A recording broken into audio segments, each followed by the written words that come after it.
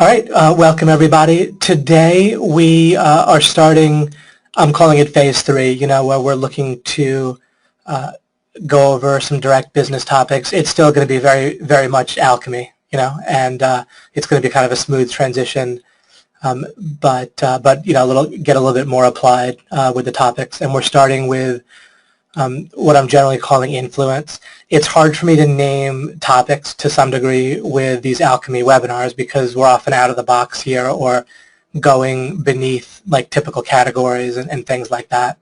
So when I talk about these topics, it might not be like the same thing that might appear on a greeting card or the usual kind of subtopics. Morning, Michael Monahan and Kevin and Mike Broadwell. Okay, so let's just go straight to the first slide. All right, what we want to do today is talk about the distinction between being or acting passive-aggressive, and I'll have my big main point with the idea of being passive-aggressive is that by default, as we take a look at how the mind works, and as alchemists, we're having more of an understanding that the mind processes a certain way by default for everybody. Nobody's immune, right? And to some degree we frame that, or to a large degree, like we can get to the foundation, but it still works a certain way, right? Even if we put it in the right position and so forth, there's some certain ways that it still operates. Your brain still makes associations. It still has to successfully approximate within boundaries that we might give it, but it still has to do that.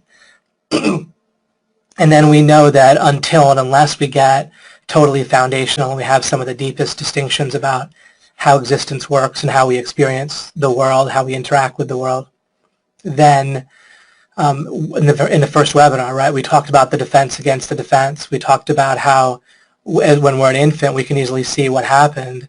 And as we grow up, our first experience was identifying with our brain, right, and our mind and our body, because it's your mind doing this. Your mind is your mind, right? You're not your mind, but your mind is your mind. And when you're an infant, then, or if you're tied to an infant body, however you want to think about it, but when you as a being were connected with an infant mind and body, then the mind is the mind. And so the mind was trying to figure out what's going on from the mind's point of view. And the mind would naturally conclude that, well, okay, I'm basically helpless, like I'm trying to survive, can't do it on my own, can't control that, and then I need to build up knowledge, but knowledge isn't like true understanding. It's like based on inputs and expectations and building a model of the world and seeing if it works, right? An example of knowledge for your mind is that, like, it has the idea like, I am my body, this is like how the world is. If the world is nice and kind, or if it's hard for you to get your needs met, then that's like knowledge about the world, right, to a mind, or like an infant mind, right? So that, like, knowledge, in quotes, that the world is a safe and caring place, or that it's a scary place and a harsh place, that isn't knowledge in the sense of understanding, right, or at a deep level. We can see that that's based on learning, approximation, making a model, having an expectation, making associations, right? like neural connections or associations, right? They're not true understanding. You could point to a tree, or what we normally call a tree, and say dog, right, to a child. You can teach them all the wrong words, and their knowledge would be based on those wrong words that they were taught, right? That's association, right? And then they might feel like those must be the right words for everyone else, but then they're not. Just to give you a sense of the difference between association and, like, they might feel like an infant like that or a child like that might feel like it understands what other people are thinking. And we're in the same situation. We'll meet someone and they'll have different associations than us subtly for different words and different experiences, right? One person might think of a roller coaster and feel excited. Another person might remember throwing up on the roller coaster or just being very afraid. Or same thing with swimming or whatever. So we might feel like we have knowledge, an association in our mind, that swimming is exhilarating or refreshing or fun, right? Another person might feel like they have knowledge, but it's an association, right? That swimming is not very pleasant, or it's scary to go in the water, and that sort of thing. So I'm just kind of reviewing our sense of the default. Both there's default processes that every brain does, and then there's the way, and then by default, there's also conclusions that people's minds come to about the world starting in infancy.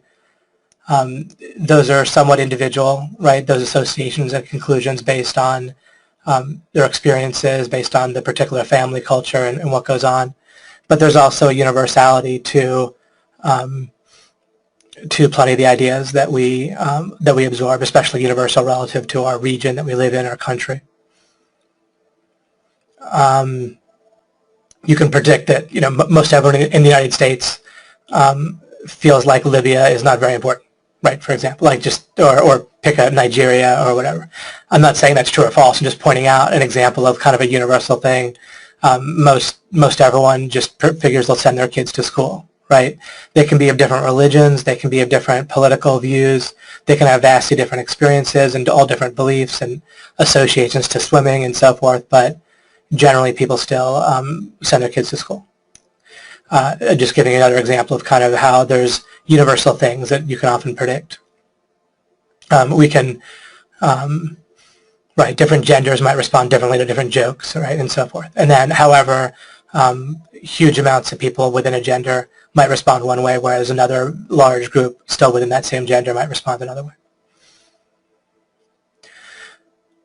Okay. And then that very deep basic idea of being helpless except for having resources, relationships, money, other types of power, right? But that's why we're not helpless. And if these resources and power that ultimately we can be taken away from us, right? Possibly by someone just grabbing it from us, or we get physically injured badly, or something gets ruined with a reputation, or people we have a relationship with can even just pass away and so forth. Then if our power is based on these resources, then it actually implies that we're fundamentally helpless. Then on top of that, people develop a self-image. I've suggested and discussed redefining that self-image, or re-understanding it, in essence, deeply, so that it's based much more on method, which is much harder to take away from you than method also refers to how you operate in the future. Whereas if you look at generally people's self-image is based on what they've done in the past, including even a moment ago, or what they're thinking right now, their current beliefs, which are already sort of in the past, right? So the more you base self-image on method, that's excellent. But typically, sorry, just to interrupt myself once again for a moment, but like Sherlock Holmes or Hercule Poirot, just as iconic examples, they actually do base their self-image more on their methods, right? They identify with their methods. Of course, they're fictional characters, but I'm just kind of illustrating something. Although they're kind of half and half, right? Where they identify with their methods, maybe with detecting and thinking, but then in other ways they identify with standards and norms and so forth. We want to be kind of identifying with our methods, be like Sherlock Holmes is with detecting, but with every aspect of our image and our life, where it's, again, based on method. Normally, however, people's self-image is not too much based on method, and it's much more based on standards that they have for themselves, how well they've lived up to those standards, or at least how well they can make themselves believe that they've lived up to those standards. Seems does not always equal is, right? So when you can kind of make your own standards and you can kind of massage those and massage your memory.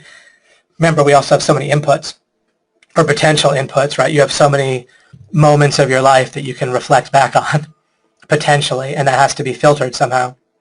And people tend to have strong confirmation bias towards the fact that they have lived up to their standards, except in like kind of strong, compelling circumstances, perhaps, if they feel like they haven't. so people have these standards, and they have this idea of what's normal, and they have an idea of how much better or how much not worse than normal they should be already. And so people protect their beliefs and so forth. So when people are strongly, and that self-image idea is just constantly being triggered. It's almost like active all the time, and it's constantly interfering with people's ability to achieve their objectives. You know, I was just musing about something earlier. Let me just do this kind of in real time and see where it gets me. I was thinking how common it is for people to think in terms of monthly when it comes to how a business is doing, either their business or personal income, or even like sales numbers monthly. And I was thinking, and I was noticing how I just constantly feel like that, like have this, like intuit differently, like why the heck would people be thinking about monthly? Because an objective, hitting like a monthly amount of results is actually kind of a weird objective, I think. And I'm kind of doing this in real time. I mused about this a little bit earlier, but pretty quickly. So this may or may not go particularly far, but it might. I always really think of money or sales in terms of, or how business does. Really anything constantly. I constantly just try to think in terms of what's the objective. And how could the objective be a monthly amount? It doesn't really make any sense, right? What's the total amount that you want me to do? And I run into this constantly in life. I don't know if I could think of any examples off the top of my head. There's one exception at least, which would be time that you spend with people in your life, right? That you can't just front load that all, right? But there might be reasons why you don't want to make all the income that a business is going to make over the years, like at once. I get that. You spread it out for other reasons. But really with money, there's just a certain amount you need really either way, either for yourself personally or for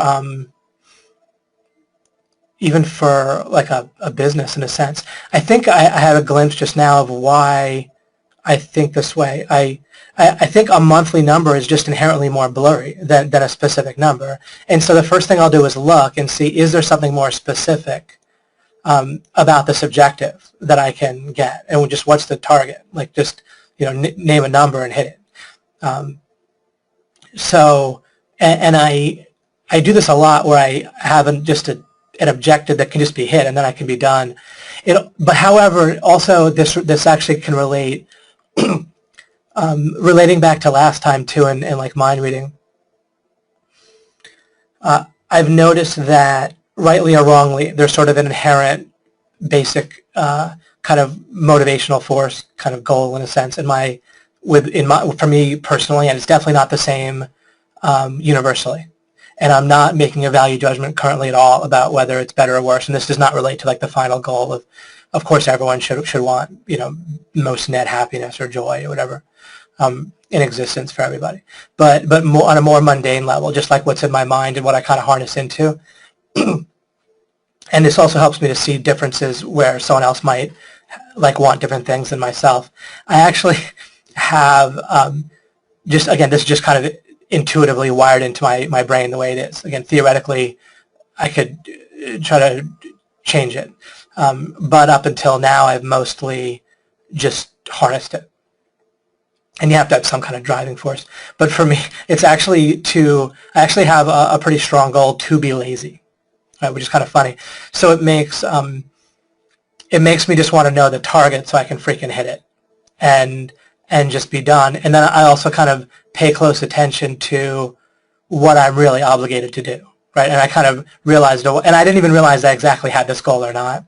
But interestingly enough, almost anything like this, if it really drives you naturally, then again, theoretically, you could rewire it to something more useful, perhaps.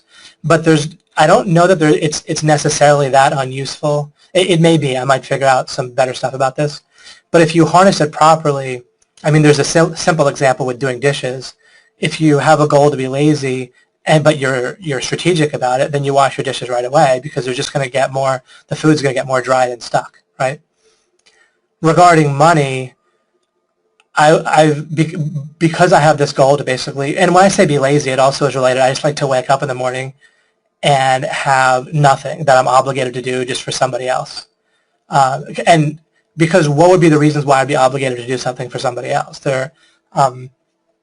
There's because I have, I guess, relationships with them as just a sort of fulfilling time spent with a person, but then otherwise it just relates to some kind of commerce, right? Pretty much, right? Or some obligation that I've done. One thing that does override the laziness for me, being married, is basically more important than being lazy. But I still wanted to try to get the full benefit of being married while maintaining as much laziness as possible. That makes, like, kind of not cut corners of being married, but then kind of define it so I could. And when I say lazy, again, I more mean I like to wake up in the morning and have nothing that I have to do. I love that. And then I can decide what to do. I'm not going to stare at the wall. So we could kind of put it tongue-in-cheek as lazy, but I also just like to decide for myself how I want to, what I want to work on, what's important, and so forth. So in another sense, I guess we could say my goal really revolves around, I like to, as much as possible, determine what's important for myself rather than have other people do it. And I guess that does conflict with relationships. Like, the more, interestingly enough, and being social for people tends to really genuinely be measured, correlated with happiness. And so I guess the more social people want to be, we have to kind of let other people kind of dictate what's important to us to some degree, which is interesting. And so it relates to why it wasn't like having kids was something that I particularly felt motivated to do, but I can see how if I happened to have felt like it, like being married where I was motivated, then it kind of explains why people would commit themselves to that. For me, unless I kind of inherently very strongly have a positive motivation for a particular relationship, then it interferes with my other desire to determine what's important for myself each day. And then business stuff really gets in the way of that, right? So for me, I just want to know, like, or I wanted to know, like, what's the amount of money that I need to hit, or even with the people I'm working with, like, all right, what do you know, what's going to please you? And okay, maybe we can just hit that, and then you can relax, right? But then certainly other people think differently regarding money. Sometimes they don't really have that same goal to, or I guess in a sense, perhaps everyone wants this goal to dictate what's important for themselves, but I guess they'll either, like, things will come in front of it, like with me and being married, but then I guess it's a matter of people actually stopping and thinking, all right, everybody, including me, meaning you, probably to some degree of priority, wants to wake up in the morning and be able to determine what's important using your own judgment rather than just what other people are kind of pushing onto you. And then what you can do is decide which benefits in life are worth putting ahead of that. And interestingly enough, I think that, like, for me, it's obvious that money past what I need to comfortably survive is not more of benefit to me personally than being able to determine what's important for myself and not having other people push it on me, or because I don't want to, like, take on obligations where I can help it just to have more money, but where I have to give up deciding what's important to me. And I noticed that really, that kind of drives me. And I guess it kind of drives me as a priority. And perhaps part of it is just conceptually me, on some level, recognizing that. And then maybe if someone doesn't recognize that they want that, and then they have an alternative use decision on, do I want this other thing more than the ability to determine what's important to me? And again, as I reflect, I do want to be married more than just to be, just to not, like, clearly if you're married, then there's things where what's important to the person you're married to has to matter, right? Has to take precedence over waking up and just fully deciding for yourself what you want to be important. Anyway, just musing a little bit there in real time for you. The main thread that we're on here has to do with being in order to get this distinction regarding passive aggressive, versus respectful alchemist. And I realize I probably opened some questions and did that musing with you for a bit. And your mind might still be a little bit transitioning for a moment. But if we take a breath, and sometimes I like to kind of go with the flow a little bit here with my own mind when we're doing alchemy, just to sort of illustrate, or when something comes to me. But this distinction is going to be terrifically important for the rest of your life, for you, with this passive-aggressive versus respectful alchemist. 2 points I want to make up front involve embracing and realize, like kind of not denying in a false way that by default we're all going to act passive-aggressive. We can be on a different, it is kind of like a slider scale.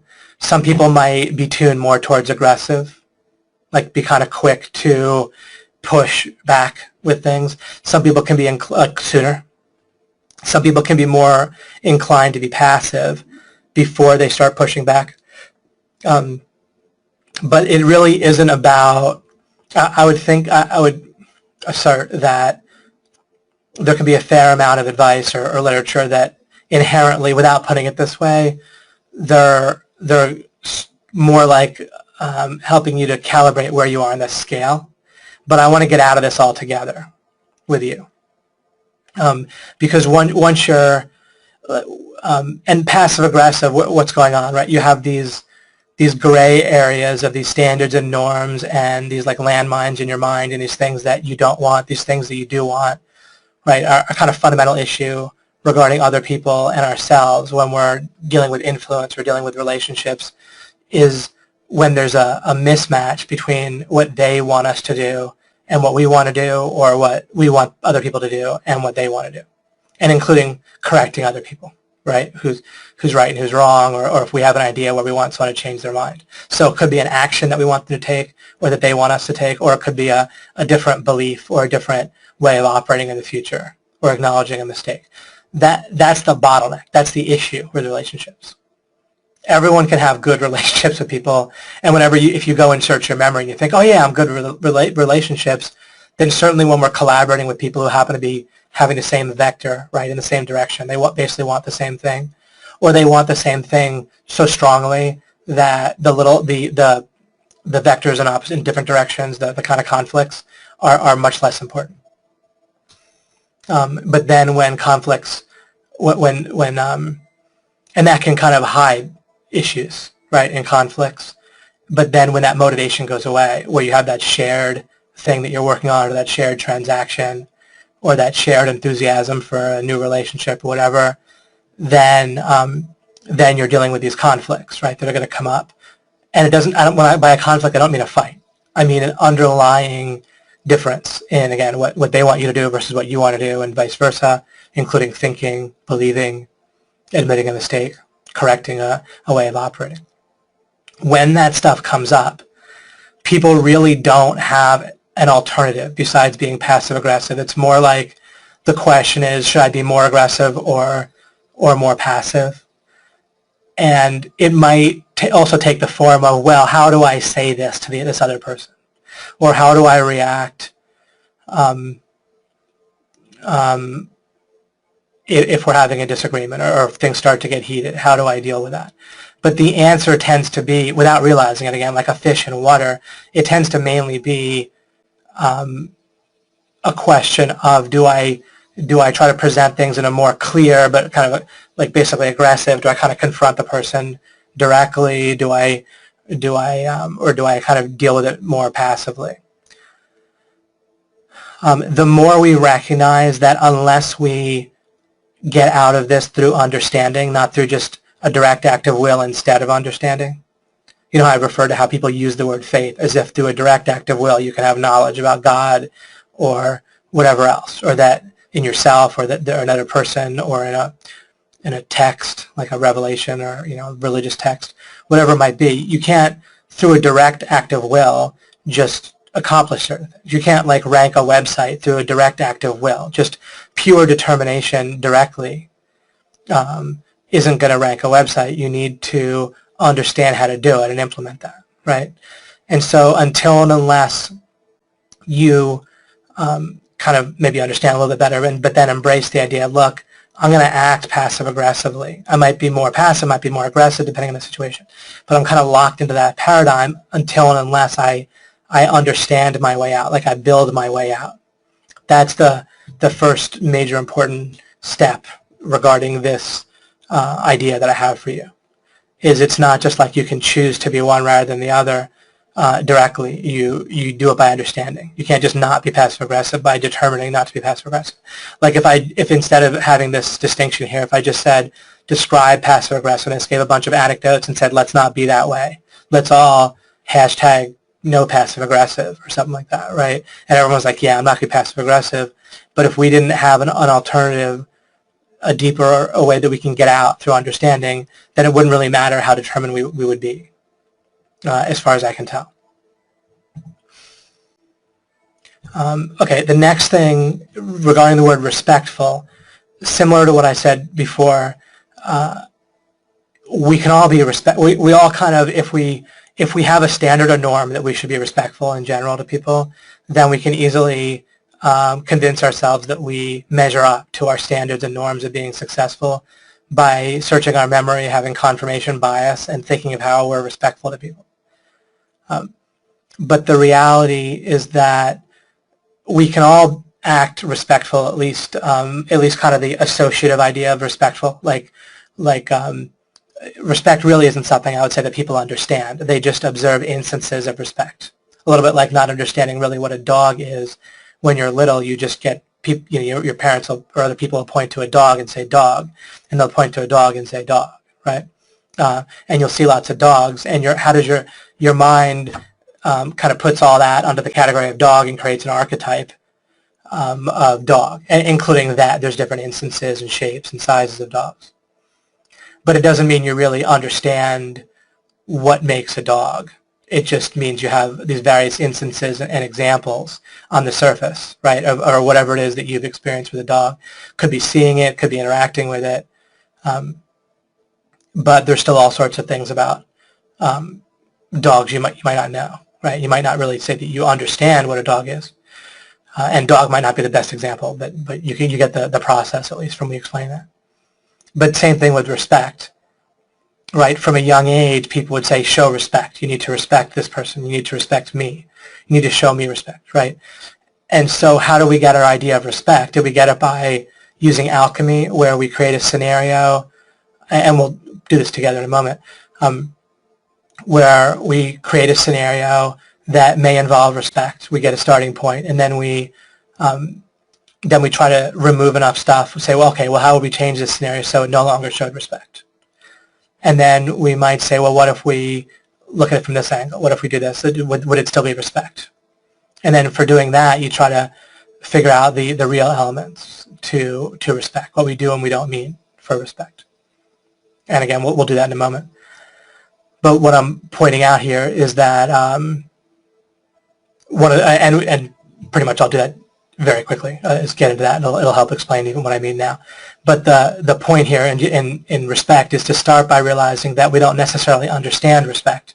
We've just successively approximated and use association our mind has in order to develop like a meaning of respect. But that meaning, you see now, the meaning came from a variety of instances that were referred to as respect, or what seemed to be clearly implied by some person in your life saying, show me respect. And there might not have been any respect in that situation, either from them or from you. And you might have been what they were calling disrespectful, but then your mind would have to try to extract from that, right, what they might mean by respect. Right, so there wasn't an alchemical process, conceptual, right? When I talk about alchemy, of course, I'm talking about conceptual alchemy, this idea. There wasn't an alchemical process to figure out respect. So just because you can affirm and feel certain or reasonably certain that you're respectful to people, if you haven't performed alchemy on the word, then how can you say that? And second of all, the bottleneck, again, with respect is going to be when you really don't feel like respecting somebody. Right? There's kind of two issues. One is if you want to be respectful to someone, understanding exactly what it is. But then the other is just we can easily be like at least approximate to being respectful to people until and unless we don't feel like it, or we don't need to, we feel like we don't want to or need to in that circumstance. And what I am illustrating here, I could have put the word always here, respectful, alchemist. It just would have broken the flow, been a little clunky. But so inherent within this idea of respectful is always respectful, not respectful just when we want to be.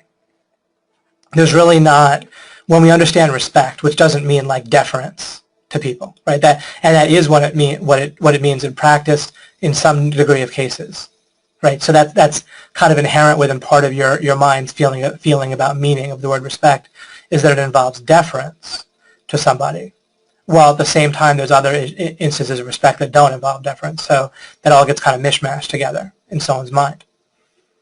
We want to understand in a way that we can always do it, so that way it doesn't become a whether or not to show respect. Much like when I talk about going for an objective, then we can separately plan whether or not we want to go for that objective, but when we're going for it, we don't want to be thinking whether or not to do it. There really is not an instance in which, and let's work on it. As we do alchemy on the word respect, let's try to figure out a meaning of it that we can always apply, or that we have a very clear boundary on when there might be exceptions to showing respect. Either way.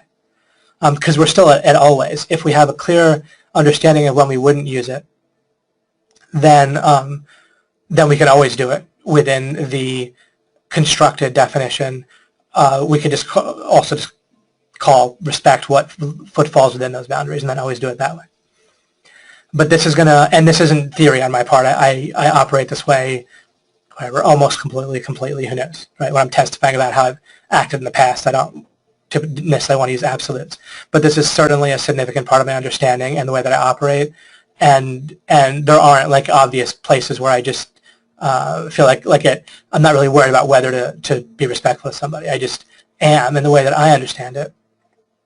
And it's very effective, very helpful. And you've seen and certainly at least kind of felt this intuitively as I've done discussions with you guys, when we're talking together with the Facebook group. There's a way that you've just felt, whether you've noticed overtly, but you feel the way that I treat people equally. And I just look at people in general that way. Even when I'm just talking solo, it'll come across here and there. And that is something that you wouldn't really be able to help liking, right? Because it's just correct. Like it's a true, good idea, and it makes me more likable. It doesn't mean that you badly want to go have a beer with me or hang out with me. I'm not saying like as a person you like me, like overall, or want to have me as a friend.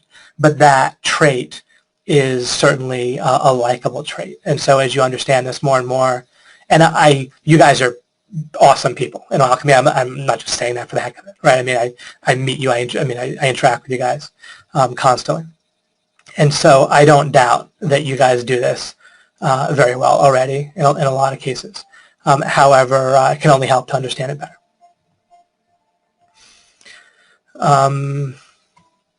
And then alchemist, I'll touch on some points today, but also the conceptual alchemy idea, using scenarios, law of non-contradiction, looking at things from different angles and perspectives, adding a concept in, maybe changing how we look at it, subtracting an idea from a scenario. How will that play out? Let me think. Scenarios, law of non-contradiction, being careful with your logic. Mismatching, right, which is similar to law of non-contradiction. So alchemy, as we've been learning about it the whole way through, is pretty great, right? And with people using alchemy, you can get a sense more of, and with mind reading that we talked about last time, that's an alchemy process, right? Where you aren't just projecting and associating onto somebody. You're like, with that process of mind reading from alchemy number 20 last week, we're adding, notice how we add in one element at a time. We try to do our best to kind of clear our mind a little bit. And even if we don't have to be fully successful clearing our mind, then we add one thing, like well, how does this person get their wealth, like their stable base? Where's that coming from? A job, a government job, private sector job, entrepreneurial, a mixture? Are they living in a household where someone else is mainly taking care of the money, that sort of thing? So you're adding an element, right? You're adding one thing, and that changes the game. And then you can add another thing. What's their love situation? What's their social and romantic situation, right? And one more step gets you more into their world and their perspective. See alchemy, one thing at a time, but you're not just associating. You're not just saying. You're not just you're not doing like a mental checklist. I mean, this might seem like a nuance, but that mind reading alchemy process. Compare that scenario of you really doing that. Compare it to having been able to answer some of those questions. Like that alchemy process of mind reading, that presupposes that you know some of those answers already, right? So imagine someone close to you. If you do that process where you imagine actually having their situation regarding the things I listed last week, including like their physical body and so forth, you could have answered each of those questions if you were asked, like what's their wealth situation, what's their physical body like, right? What's their immediate environment, right? What are major events that happen to them? So you already have those associations in your mind. It's not just having that knowledge, those associations, that's not alchemy, right? You see what I'm saying? So just supposedly knowing these things about the other person, again, that's default thinking, that's association. It doesn't do the same thing. Like if you think something through with scenarios, you might sometimes get a feeling like, oh yeah, I already knew that, or look what I brought out of myself. But it really is wholly different to be walking through scenarios and doing alchemy like that than just to have something associated in your mind somewhere. Totally different effect. Okay, let's look at respect in terms of scenarios, and this will also just be a great example of using scenarios and law of non-contradiction and so forth to do the alchemy process of understanding.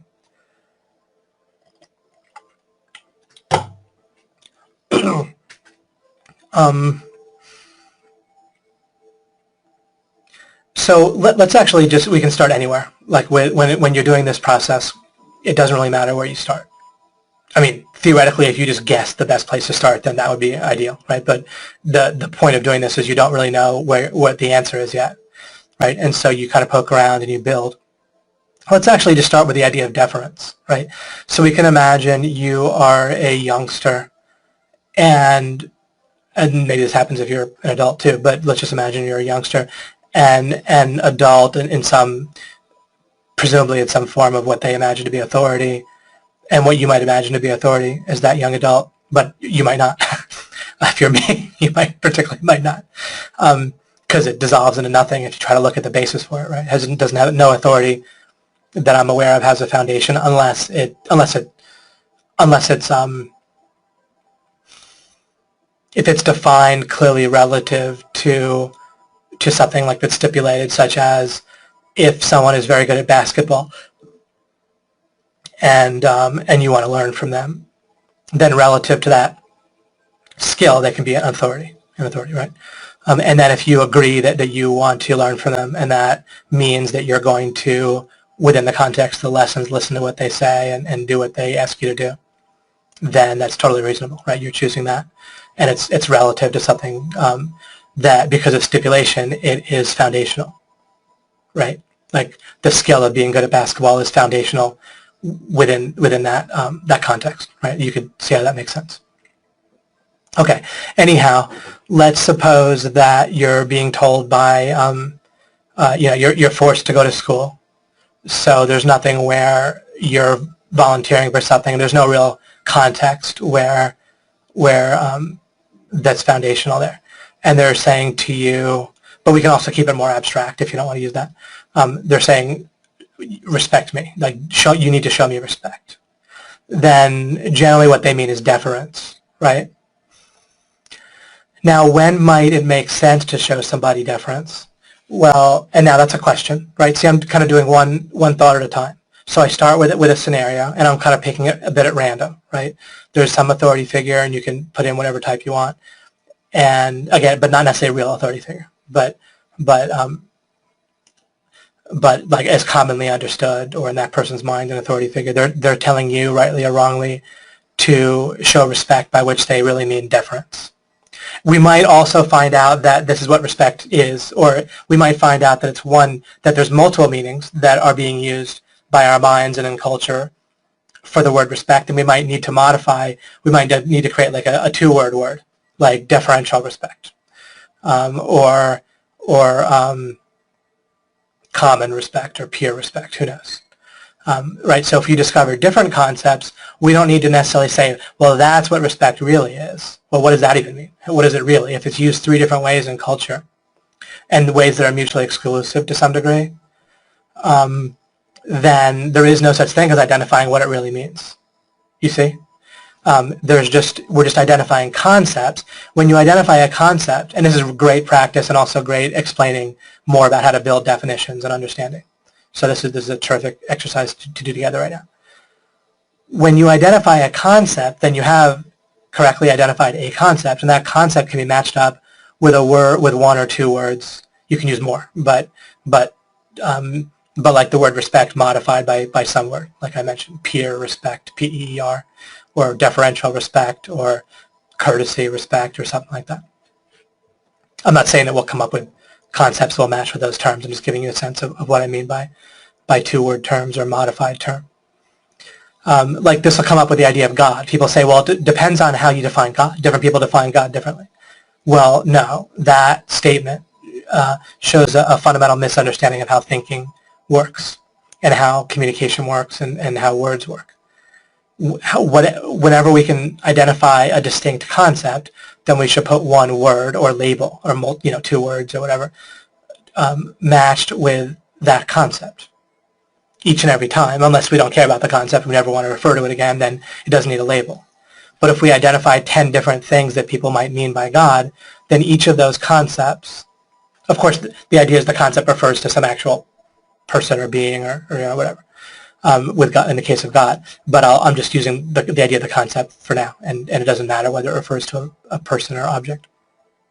For each of those concepts, which might potentially refer to something actual in reality, then you just give it a different term. Do you see?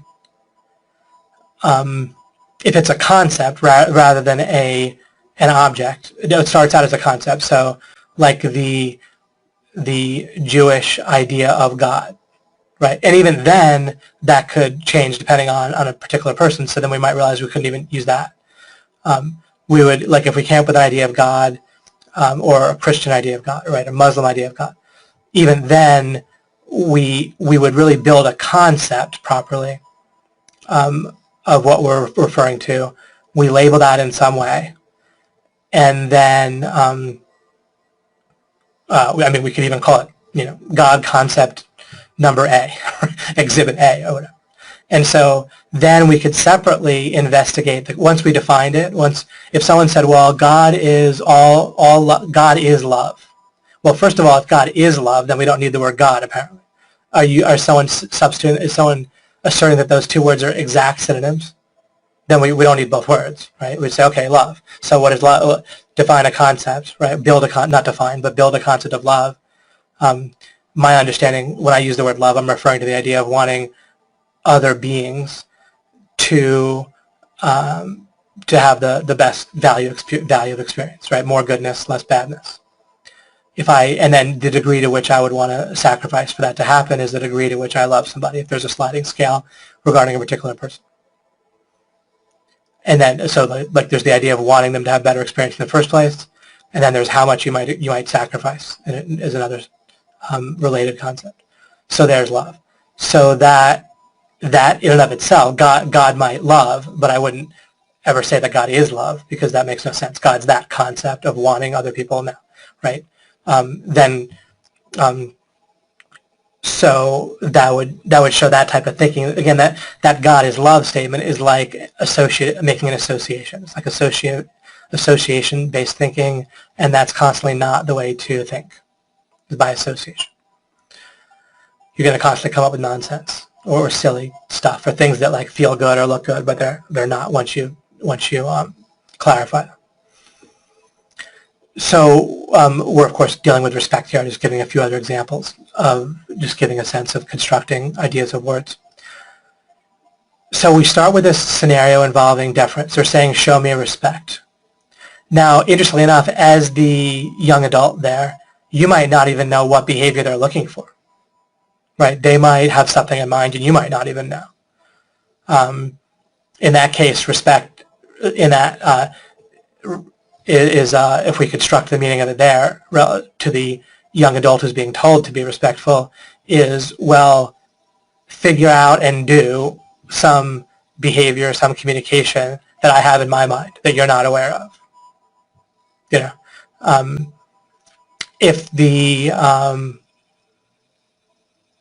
if somehow the young adult did know exactly what it meant, then it would mean, like if there was a particular behavior, like don't interrupt.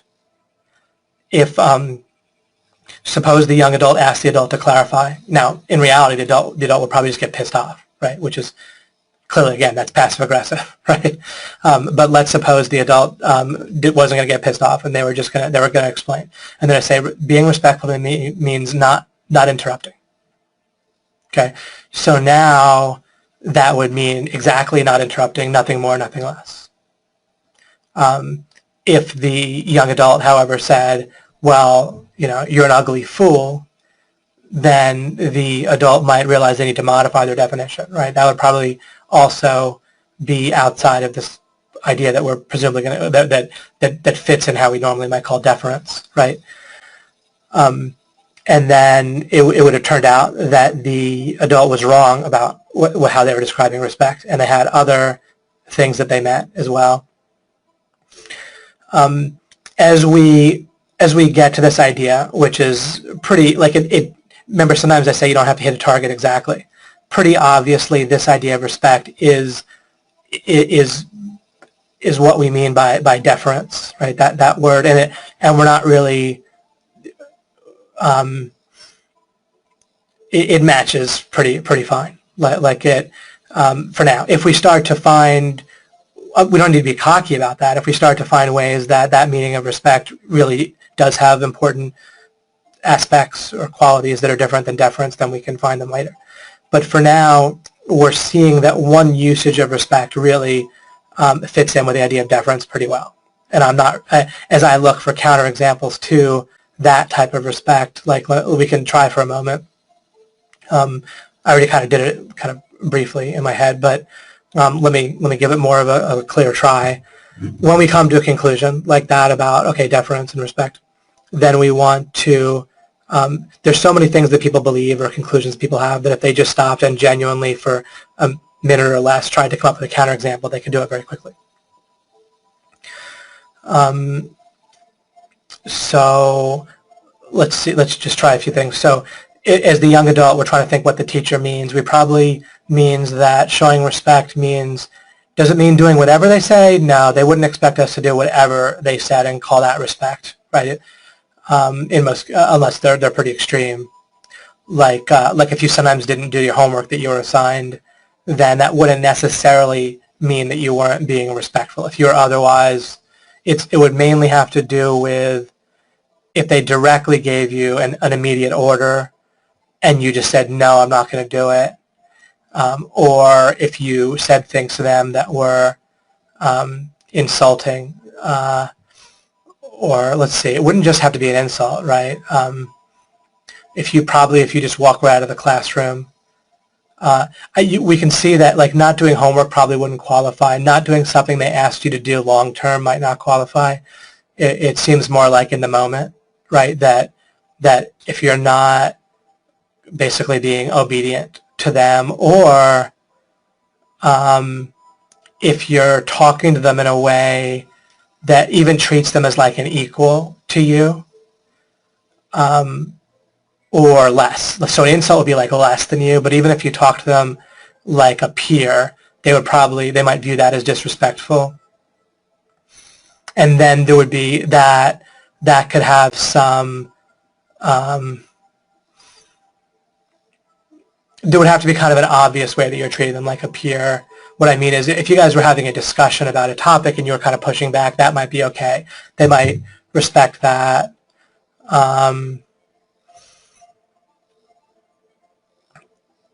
But there's a certain type of equalness. Oh, like if they take a stand, okay, so if they're not taking a stand on something, like a certain thing being correct, and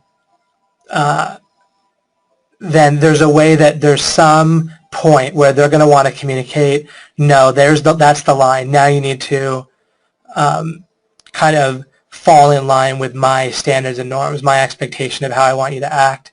And if you don't, now you're showing disrespect. So it's almost like they get to decide. Like with deference, the person that's being deferred to, right, like the authority figure, or even like the customer, right? If you're like a hotel, you're working at a hotel, and I'm not talking to you about what I view respect as. I'm helping us to explore the idea of respect here. And we're going to obviously cross off deference for the thing we're talking about with respectful alchemists. I'm certainly not telling you to be deferential to people necessarily. Of course, there might be times when you decide that's a good strategy, right? But anyhow, so if someone's working at a hotel and there's a customer, then you might be or in all sorts of situations, then you might be deferential. Notice that being deferential really is pretty relative to what's in the mind of the kind of superior there, right? Like the customer, the teacher, because there's all kinds of ways where you kind of could talk to them as an equal, as long as it wasn't one of those things where the superior person was saying, no, now I'm deciding that regarding this topic or this belief or this thing that I want, now you need to be deferential. Right, so it doesn't involve being deferential with every statement. If the person says, "How are you doing today?" You don't necessarily need to answer that in like somehow a deferential way. Well, again, they might be implying that they want you to not just ignore them, right?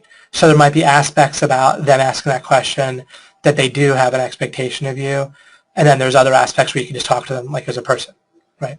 Or how's the weather, or whatever. Or if you have a teacher and they're discussing a topic with you about what an author meant in a book, then they can allow you to act how you want or be assertive within boundaries they make, but you're not supposed to cross those boundaries. So you can discuss within the discussion that they're creating.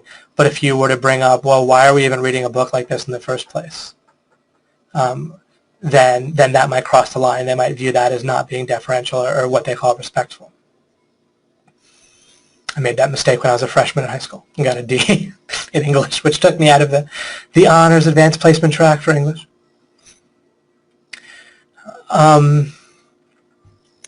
Okay, so let's, now that we've done that with the deferential thing, we can pretty much let's put that aside and let's look for a meaning of respect that's going to be more now in line with what I'm talking about.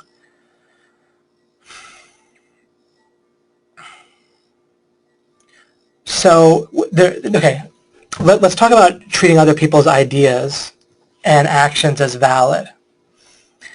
This is going to lead us to an interesting question, because you could say, well, what if the idea is not valid? Well, that still doesn't mean that you need to confront them about it, maybe ever. Now, this is why, once again, we have our property rights violation idea.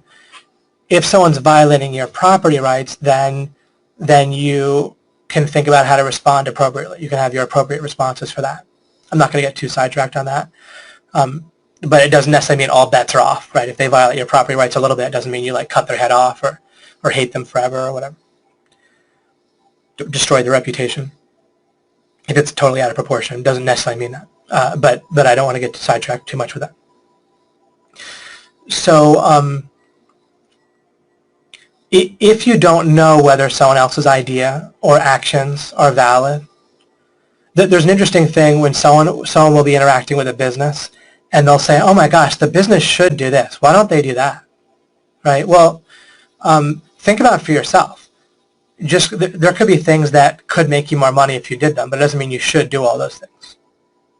Right? And I know in my business, there's things that we theoretically could do that might please customers a little bit extra or make us more money in a different way. But you can do a quick little mismatching law of non-contradiction proof there. There's the mere existence that something could be better. And this is a subcategory of a general thing that you can be aware of, where this idea that people should take advantage of every opportunity is clearly absurd. That means that you'd have to invest in every stock every day, right? And either up or down. Like you miss out on every opportunity for a stock going up or down. That there's every potential opportunity with anyone that you might come in contact with, and networking with them, or trying to persuade them of something, right? Like there's like billions and bazillions of opportunities out there that you can't possibly take advantage of at every moment. Same thing for a business, same thing for an individual.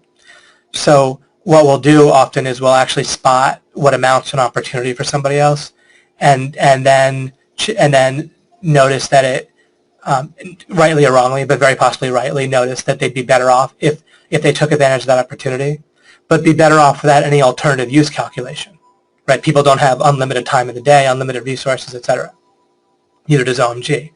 So the mere existence of that OMG did something, or that you as an individual did something, or could do something, or a person you're in a romantic relationship with, you can probably come up with tons of things each day that if they did, you would like it better, right?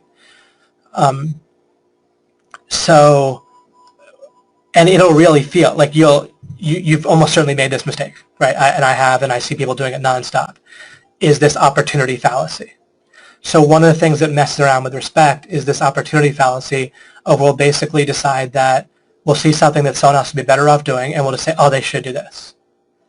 And the fallacy involves alternative use, and the fact that really there's bazillions of things that someone could theoretically do that they'd be better off if they had unlimited resources, right? And there's like I'm picking a random number here, but there's like a 1 billion to 1 ratio between all the opportunities that if someone took advantage of, they'd be better off, and how many they can actually take advantage of based on their resources. So it's actually a ridiculous fallacy. It's not even close.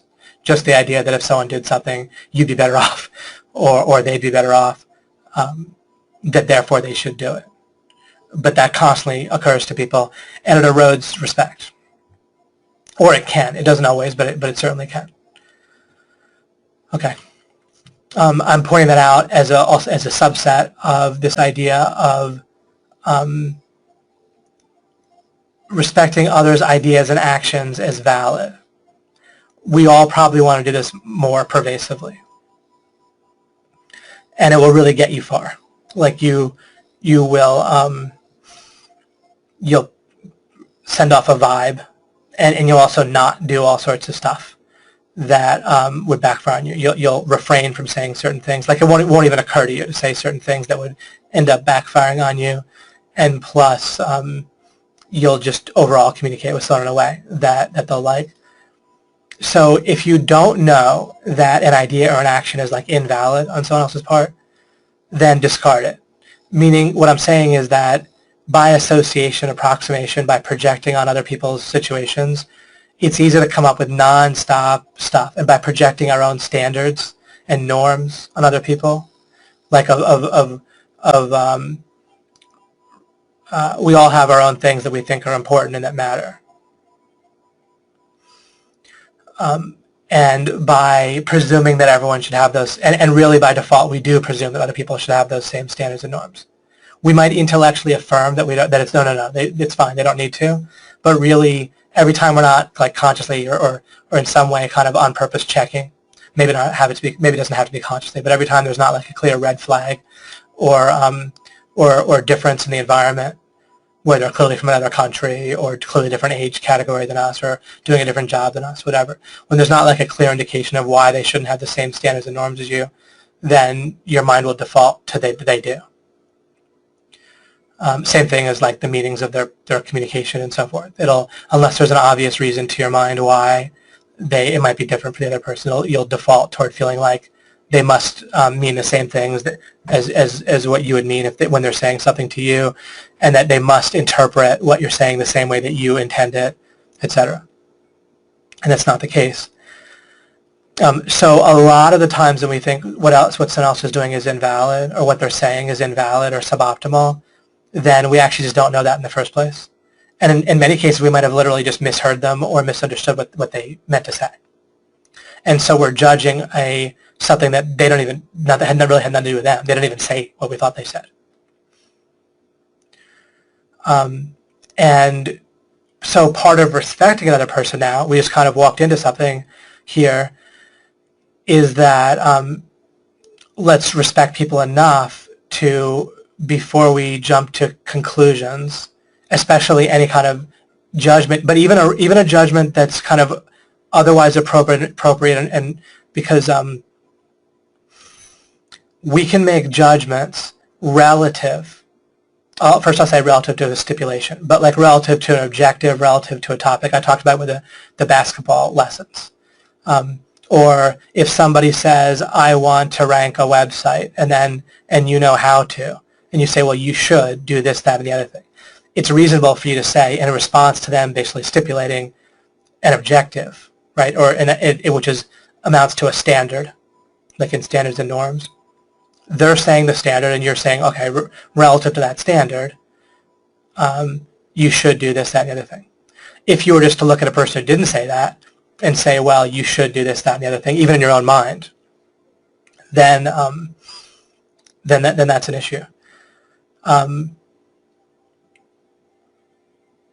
have some other slides, believe it or not, that are related to this that'll kind of apply, but just while I'm doing this kind of scenario-based stuff in my mind or with you guys, that I'm just sticking with this. And this is what it looks like when you are doing scenarios out.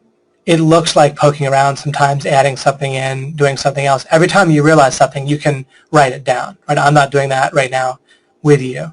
But if I'm trying to give you an insight also into the process I would use if I do this, and that I have used, that I do it with a notebook and make notes as I do it. And so what, do you need the notebook? Not in every case. Sometimes you'll run scenarios in your mind and it'll be you can figure stuff out.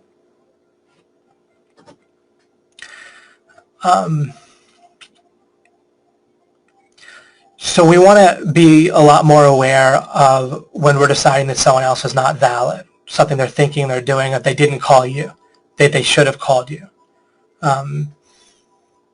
etc.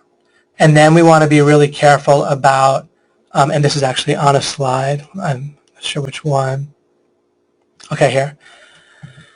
The reason I've hesitated to go to some of these slides is they kind of take us out of the scenario-based thinking. I'm just sort of telling you something.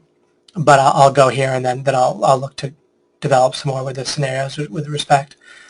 And focusing on understanding respectful alchemist will be the way out of being passive-aggressive. You can look for some red flags on being passive-aggressive. I didn't really get too much into it yet of what it looks like, but it's basically how everyone thinks and acts all the time, right? So you can look at that yourself too, where it's and when I say they act that way all the time, I mean in relation in dealing with conflicts. People deal with. You don't always have conflict with people. Plenty of times you don't. But when there is a conflict, then there tends to be passive-aggressive. It tends to be just a sliding scale there is the only alternative. The way out is to understand respect and being an alchemist. The alchemist part, just to briefly refer to it, refers to using just the process I've been talking about the whole time with yourself, your self-image, and with other people, where they're coming from, their strengths and weaknesses, and so forth. Right? So the more you understand yourself and build your own core, and the more it's future-oriented, based on method and understanding, then now you're being more of an alchemist. The more, if there's conflict, what do you do with conflict? You understand it and dissolve it or sidestep it or quarantine it, right? but so often you can just, by understanding it, you can quarantine any issues and get a lot of benefits. Or with someone's strengths and flaws, you can put them in a position to use their strengths, and where their flaws are compensated for or don't really matter that much, rather than behaving passive-aggressively towards somebody's flaws. Where it's like, oh, okay, that's too much now, And so understanding alchemy, we're doing the whole way through, including by understanding respect and developing it the way I am. We're also like a hologram, understanding being an alchemist, in this case, with the idea of respect. I'm spending most of this webinar on the idea of respect, and I won't even necessarily, who knows, maybe we won't even finish with respect just on this webinar. But it's a huge key. And it doesn't just involve deference. Oh, and this is like, see, with deference, you're trying to, you're kind of letting the other person dictate the terms on like what you can and can't say. A place that deference comes in the back door has to do with being offended, right? How do we all interact these days so much? Not, I'm sure us way less than most. But I mean, more as like a culture, right? More in the news, and people with the being offended, right? You get offended, and all of a sudden you're right. It's so important to be the victim or to be offended these days, right? As soon as you're the victim or you're offended, then you're the one who's in the right, right? And it's kind of how we manipulate and control people. And when I say we, I'm not necessarily including us, and that, not just for your feelings. I mean, really, I would guess that you guys do that way less than most. Or hardly do it at all. But it's certainly out there in our culture, and we're constantly paying attention to it and trying to not offend people, pay attention to who's the victim here, and they get a special status and all that. So that's how deference comes in like nonstop. It's constantly like this tug of war or this arm wrestling match that's kind of hidden between who's going to be more offended by this. Even if two of your friends want to do two different things, right? Well, you think like, well, who's going to be more offended? Who's going to be offended least if how do I offend the least number of people, right? And at least you yourself don't want to play in that game of where you need to be more and more offended just to have people not screw you over, right? You don't even want to get it in the group relationships where if people are just kind of going with what someone else wants because they're the ones that's going to get more offended, and then you're kind of stuck where, what do I just get more offended so I can get my way sometimes, right, and so forth. We want a way out of all of that. And there is kind of an alchemy way out where you can express how you experience something rather than presenting it in that you're offended, which I also will get to. Not necessarily in this webinar, but I'll get to.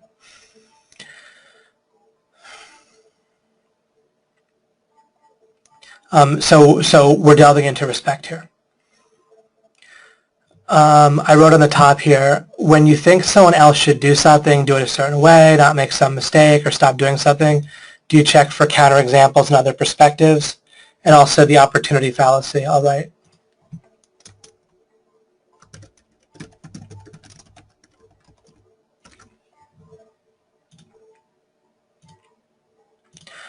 Even if somebody misses a meeting with us or something, then we can think whether, like, whatever we're judging about them at the time, we can think about whether we've missed meetings with people and why that might happen.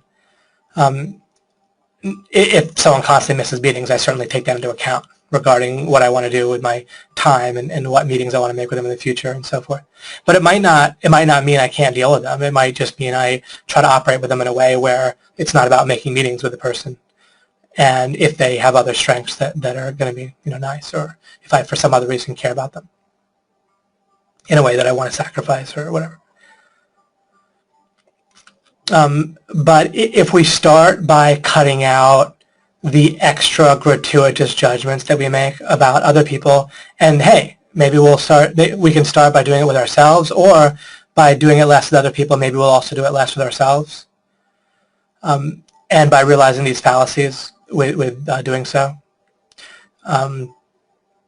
then see, so much of disrespect starts in our own mind. Like when we approximate to this idea of respect being what you say and how you act regarding somebody else, what I pay close attention to is the thoughts and judgments and so forth in my own mind that are going on.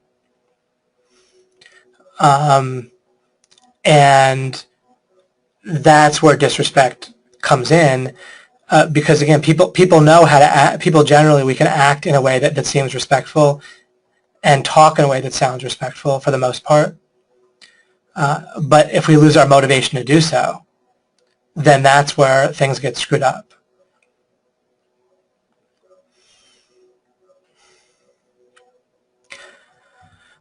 Okay, I wrote, any thought that another person should, any thought that another person should do or think something is a serious matter, right? So anytime you're thinking, oh, this person should do this person should that, this person needs to think differently about this, or they need to believe this, or they need to operate this way.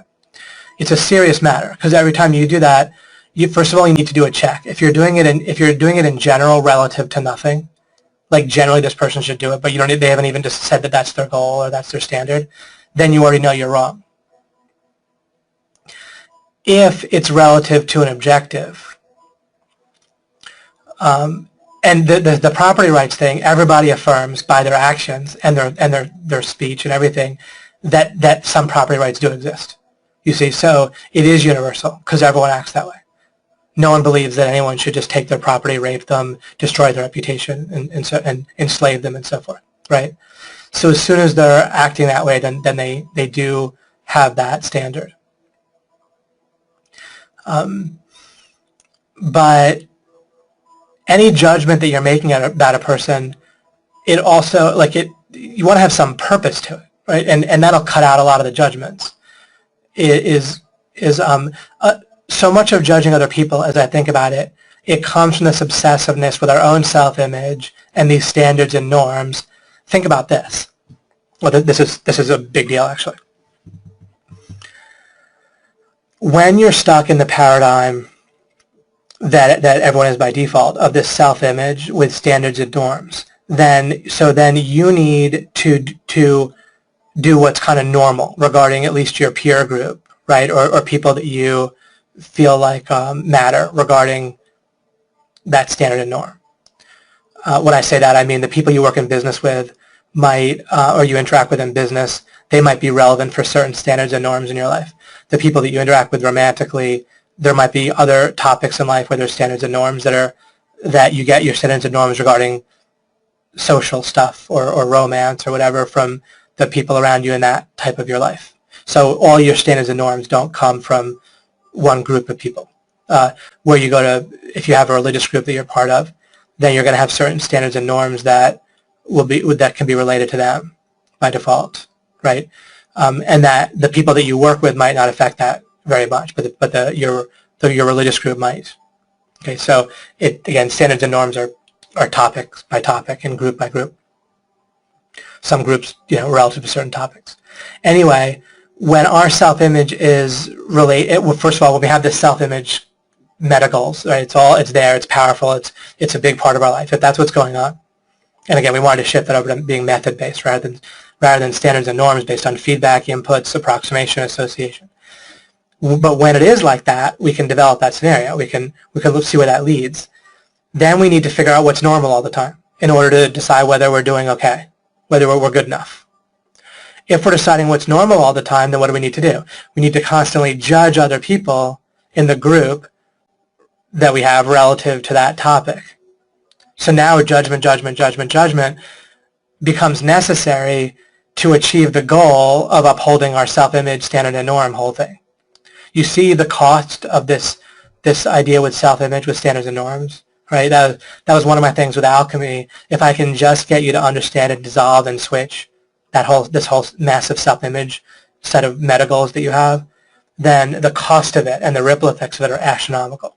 And I just showed you another horrific ripple effect, is you constantly need to judge other people in order to uphold this self-image thing, non-stop, because you need to figure out how well you're doing relative to them. Or you need to decide that they're not part of the group that you want your standards and norms to be dictated by. You might judge them in order to say, well, they're like an exception. I'm not going to be like that person. Once you're not interested in that whole self-image set of goals, and that's totally transformed into just operating by method, then my gosh, life just changed. Like naturally, there's all these other ripple effects that are terrific. All these things just drop. And so judging other people just becomes really unimportant and boring, because once you don't need other people to figure out what you're going to do yourself, then it's very rare that you need to worry about judging them. And when you are, it's naturally going to be constantly relative to an objective that is going on, relative to something that you're working on or that you're working on together with the person or might work on together with the person, right? So again, you'll naturally drop so many of your judgments just by changing the whole self-image idea to being one of method. And if you still spot it, then that can be a red flag. You can think about where that's rooted in, if you're judging people and what they should do. And the things that people should do in any kind of important sense are things that they clearly agreed as part of their offer, right? We'll be developing your offer soon and understanding the nature of an offer and so forth in coming weeks, coming webinars. So you can also reduce the judgments and increase respect by being clearer with your offer and their offer. You don't have to necessarily phrase it in a weird way. Of course, we have to deal with people in ways they can understand and communicate and such. And then when you just make an effort to see how other people's thoughts are valid and so forth, then great. So what we can't do is we can't necessarily respect, quote unquote, we can't treat someone as equal regarding their skill relative to a topic or an objective. If we try to do that, that's where we start becoming ridiculous. That's actually similar to this ridiculous idea of humility that people have. How the heck can you be humble regarding a particular topic or skill in the sense that we're like quote unquote supposed to be? Right? That just makes no sense. If you can rank websites #1 on Google, are you supposed to say, oh, I'm equal to everybody else regarding ranking like SEO, including people that don't do it at all and have never heard of it? Right? That makes no sense. So trying to be humble relative to, you might try to be accurate in your self-assessment regarding a particular objective or skill or standard. And you should have a goal to, and once you drop the whole self-image thing with standards and norms where you need to already be good enough, then you can drop the confirmation bias towards how good you are relative to a topic, relative to a skill or an objective and how close you are. And evaluate it accurately and want to understand it truly. But then your goal should be to understand truly how effective you are at something, how good you are at a topic or a skill. That's with like humility. And then humility would then apply to just trying to get it right. It might also apply to what you say. You don't need to let people know how good you are or even bad, how bad you are at certain things unless it's clearly relevant and asked for. Sometimes it is appropriate to do so. Now, regarding respect now, which is related, clearly we can't, and then again, right, this is scenario-based, right? Clearly we can't just treat everyone as equal to us regarding any particular skill, right? But we hardly need to name a specific scenario, but the minute we do, it becomes pretty obvious, right? Oh, I did the SEO thing, right?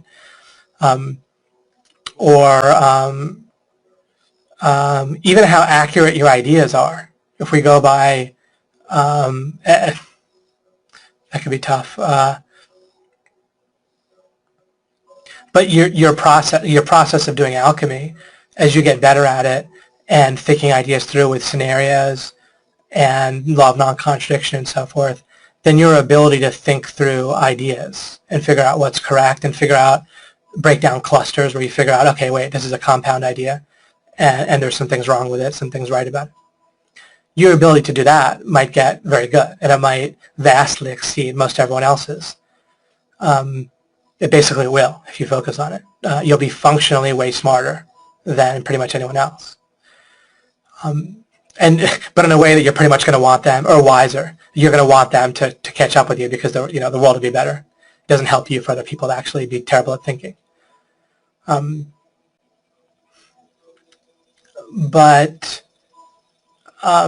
So you can't treat people as equal regarding skills. That doesn't make any sense. But you can treat their time as equal to yours. And what's the exception? You can charge whatever you want for your time in terms of your offer, and you also control your own property, which is like your own, who you meet with, what you do with your body, right? So you can say no to a proposed meeting with somebody, right, and so forth. But another thing about embracing property rights is you don't need to justify to yourself. Maybe another person passive-aggressively is going to kind of force you to justify. Not actually force you, but basically reward you if you justify and kind of punish you if you don't. And you might want the reward and not the punishment, so you justify why you're not going to meet with them or something like that. But the important thing is for yourself to be calm and at your core, not feeling guilty about it yourself. You don't need to say, you don't need to believe for yourself you're busy or have any justification. You don't need any justification whatsoever about what you do with your personal property. Again, if it's a contract, if you need to meet with a person because of something you've already agreed to, including even just socially, right? If you say you're going to meet someone, but that's one thing if you've agreed.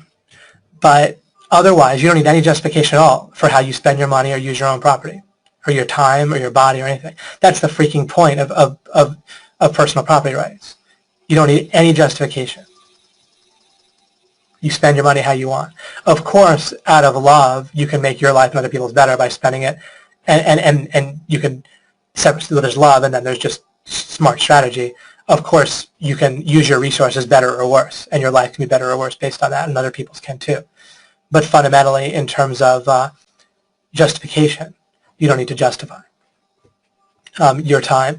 So respecting other people, unless there's a contract, an offer that's accepted and so forth, you can charge $1,000 for your time when someone else might charge $10 for their time per hour. That's fine. That's perfectly reasonable. It's your property. That's their property. However, separately from that, your time, my time, it's all equally valuable. Sometimes people talk to me deferentially and say, well, your time is more valuable than mine if you can't do this or whatever.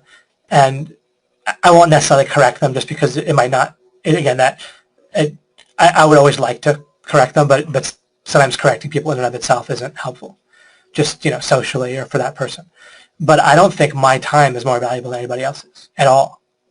I can choose how much I charge for my time, and how much I charge for my time might be based on various factors, and I might end up charging more for it if I were to, which I currently don't charge any amount per hour. I don't do anything per hour. But what you charge is a different story. But outside of what you charge, outside of doing business or whatever, then the idea that my time is more valuable than someone else's, and this can poison relationships, right? Just because I can make X number of dollars each day or each month or total or per hour doesn't make my time more valuable than my wife's or my child's, you see? Not at all. One has nothing to do with the other. So whoever the person is, if I agree to meet somebody, I'll be there on time unless I screw up, right? But I mean, and I don't beat myself up if I am, but I'm just saying that respect-wise, I look at it as I'll be there on time because that's their time, not just mine. It's fundamentally disrespectful, you see, to not show up on time for something. Because it says my time is more valuable than yours outside of a clear agreement. If ahead of time, like in the case of one friend that I meet with for lunch sometimes, I will say, let's confirm in the morning. Like I believe I can meet on Thursday at noon, but let's confirm in the morning. I might need to do that because of flexibility that I need to have and so forth. But that's baked into my original agreement, do you see? So if I might have important things come up, or I might even need to cancel a lunch date, I'll try to say that, or I'll make sure I say that in advance. If I don't, I just try to do better in the future. Okay, this isn't about beating yourself up for the past. But always, again, my time is not more valuable if it seems to be because I might need to have an important meeting or a webinar might come up. Then as long as I say that in advance, then I'm being respectful. If I say, we can do this lunch meeting, but I might need to cancel even at the last minute, is that okay, or should we just not make it? And then they can decide, you see? And that still comes across as respectful, especially if you communicate that properly, right? Maybe that can be misunderstood, but there's a way to communicate that in a way that they understand what's going on. You could say, like, it might basically be out of my hands, or it might be something where I need to be on a meeting or I'll lose thousands of dollars. And therefore, I might need to reschedule at the last minute. Is that okay with you? Are you flexible that day or would it be better just to do it a different way? Or there might be no way. For years, you might not be able to schedule a lunch with friends outside of that, or even your spouse. And then that's just your situation. But then you operate within it, like I pointed out, as long as it's in the agreement ahead of time. And maybe you can't make an agreement other than that.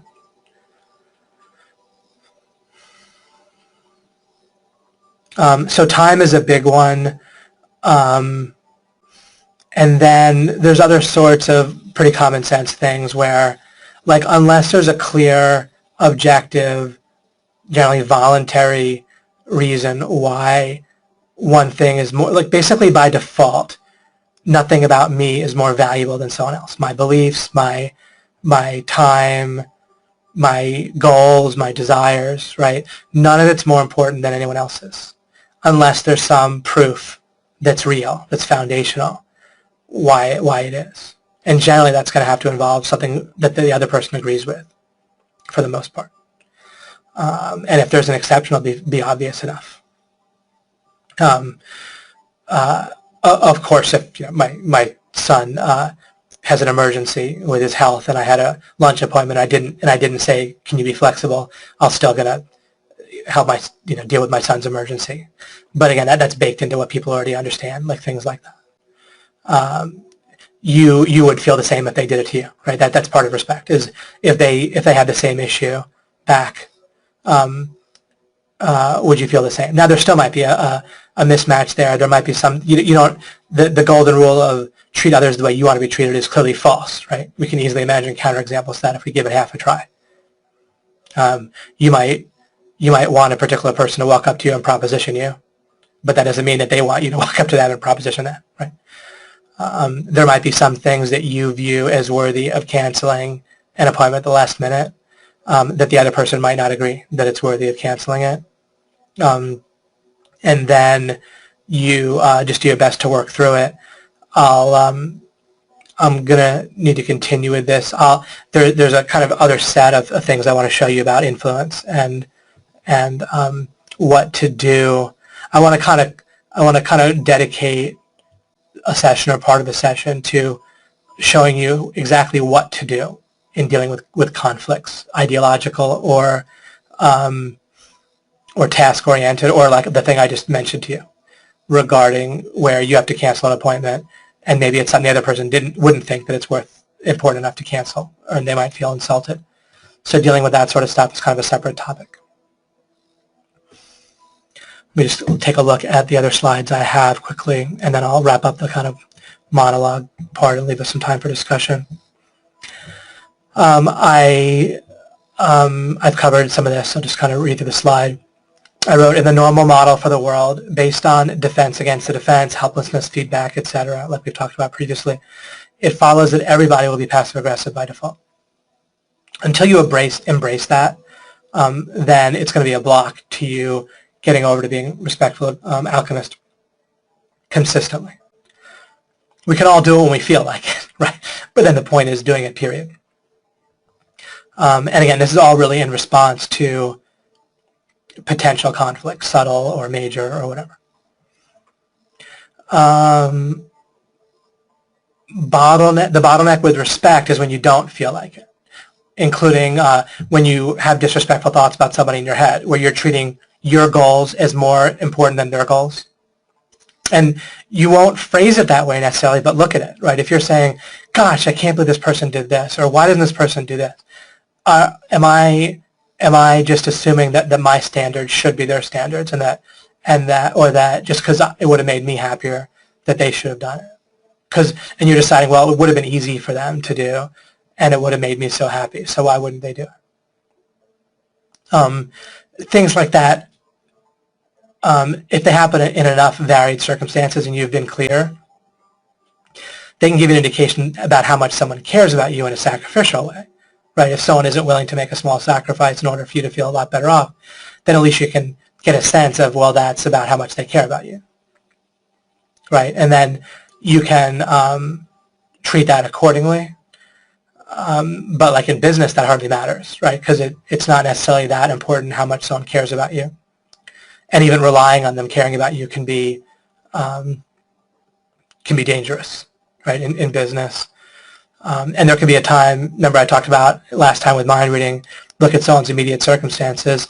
The same person can behave very differently if they feel flush with money or if they feel like tight on money. The same person, a lot of behaviors can change based on that circumstance. So you want to be aware of that when you're thinking about how you expect someone to act, or how you're saying, oh, this person is great, they're generous and caring. Maybe it's just because they felt flush with money that day. But in social and romantic relationships, then it can be very helpful to pay attention to what level of sacrifice someone is looking to make. However, just thinking about how hard it would have been if you were to perform that action that you're imagining you wanted them to, right? You want them to, whatever, go buy you something or go spend some time doing something for you or help you with something. Maybe it would have been really easy for you psychologically or time-wise or energetically or skill-wise for you to do that thing, but maybe for them it's scary or hard or whatever. So you can't necessarily judge how much sacrifice it is for them, and therefore how much they care about you, right? The degree to which someone loves or cares about someone else is related to how much resources they're willing to spend in order to help the other person or make them happier. That is correct. But you want to be careful about judging it based on just your own terms.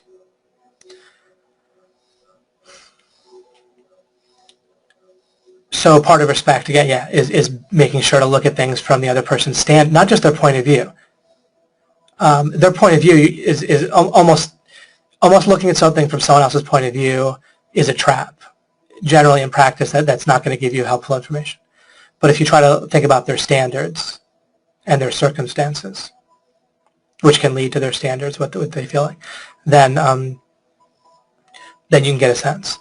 But when it comes to treating other people equally, unless there's a contract, essentially, or when I say a contract, it doesn't have to be written, right? Just saying I'll meet you for lunch is like a contract in the way that I'm saying it. But there needs to be a compelling reason why you're not treating someone else equally in like every way. And when I say compelling, I mean compelling should be like foundational, clear, something stipulated by them. Generally. And remember as well about the self-image thing, where so much of judging other people is based on the wrong, even deeper thing of that, having that self-image based on norms. Then we need to figure out what's normal all the time by judging others. Then I wrote also what you think in your mind. That relates to respect, right? Be careful if you treat the other person as unequal in your mind, judging them by, again, relative to your own goals and standards and what's easy for you and so forth, then that'll erode whether you feel like being respectful. Or other times, just the motivation, again, if you accidentally confuse respect with deference, and you're treating someone with deference, then as soon as the motivation's gone, you're going to stop treating them with deference, probably, right? With some people, that motivation might never go away, but in many cases in life, the reason why you're treating someone with deference is going to change. And then you'll all of a sudden not treat them with anything that resembles respect, perhaps. If instead you focus on just treating people equally, I only treat people with deference if I'm somehow desperate or if I just desperately want the reward, whatever. If I want the reward that they're going to give me for treating them with deference, let's just make it simple. I don't need the negative connotation of desperation. Although if this is causing you any problems in life of being deferential when you don't really want to, then keep in mind, do you really want the reward?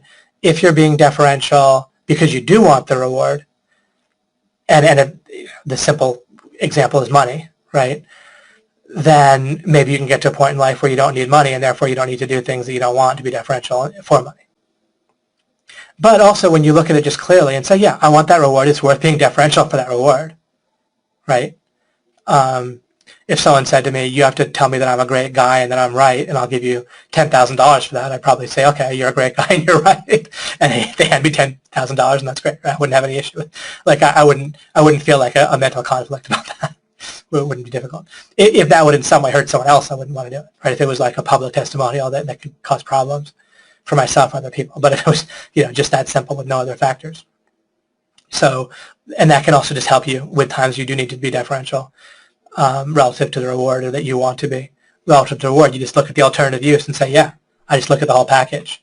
Your mind can get stuck just looking at the cost of being deferential, disassociate it from the reward, and then if you look at it as a whole package, say, sure, I want that, or you don't want it, and then just don't be deferential.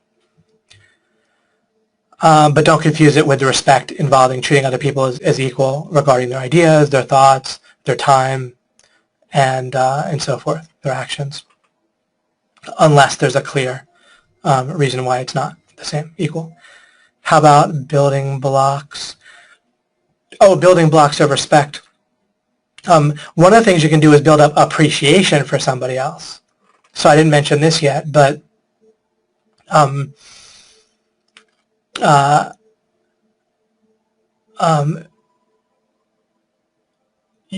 part of respect is to value someone's contributions, actions, talents, resources they spend, towards you or something else worthwhile. If you don't, and you can build that up, you can build up like an appreciation of someone's strengths or contributions. It doesn't have to be exactly a strength. I'm using a kind of a general sense of where if someone it acts helpfully, regardless of their skill level, but if the end result of the action is it's helpful, then that can be a strength in practice, right? Something they're doing. So you can build up respect in that sense with appreciation, or functionally, it's not even building up respect. It's in one sense it is, but it's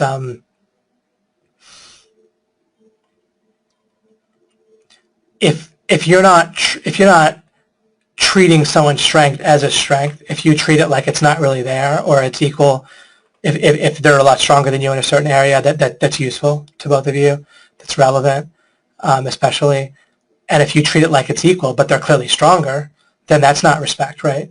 So respect is equal unless there's a compelling reason, but sometimes there's a reason to treat someone, but that's not with deference, right? Like acknowledging and appreciating someone's strength, we could just, now that we see that, we can include that within that. Do we want to include that within respect? Sure, right? Is that something we always want to do?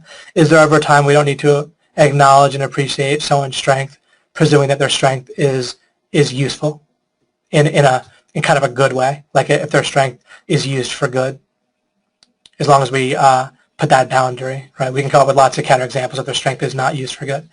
But if their strength is used for good, which can be relative to an objective or it can be overall, but if it's just, it can be relative to a stipulated objective, right? Once you stipulate you want to do a certain software project or a product launch or joint venture, then anyone's strengths that contribute to that is good because it's good relative to a stipulation. If you change the stipulation, you can change the stipulation. But when you're working within that, then calling it good is perfectly fine.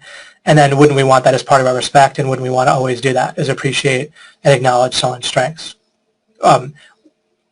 Obviously, we wouldn't always do it in the sense of always talking about it every second, but maybe consistently. So we could take out always and put in consistently, right? We meant consistently all along, but that word matches up better. Acknowledging and appreciating someone's strengths. So that builds up something that we would relate to respect. Mutual. Again, the word respect is commonly used with kind of different shades of meaning. So that's where any slight confusion there would come from.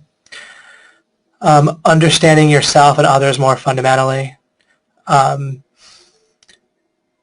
the more you just kind of understand what we've talked about in alchemy, again, regarding who you are, other people are fundamentally, their minds, your minds, default thinking, the alchemical process of thinking clearly, just having your core be more calm, confident, stable, understood, then you're coming from a place where you can treat others equally.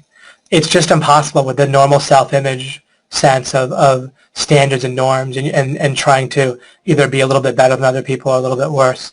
You just can't treat other people with respect properly when you're being in that competitive, right? It's inherently competitive to have this the usual way of thinking of self-image in terms of measuring up to standards and norms already in the past.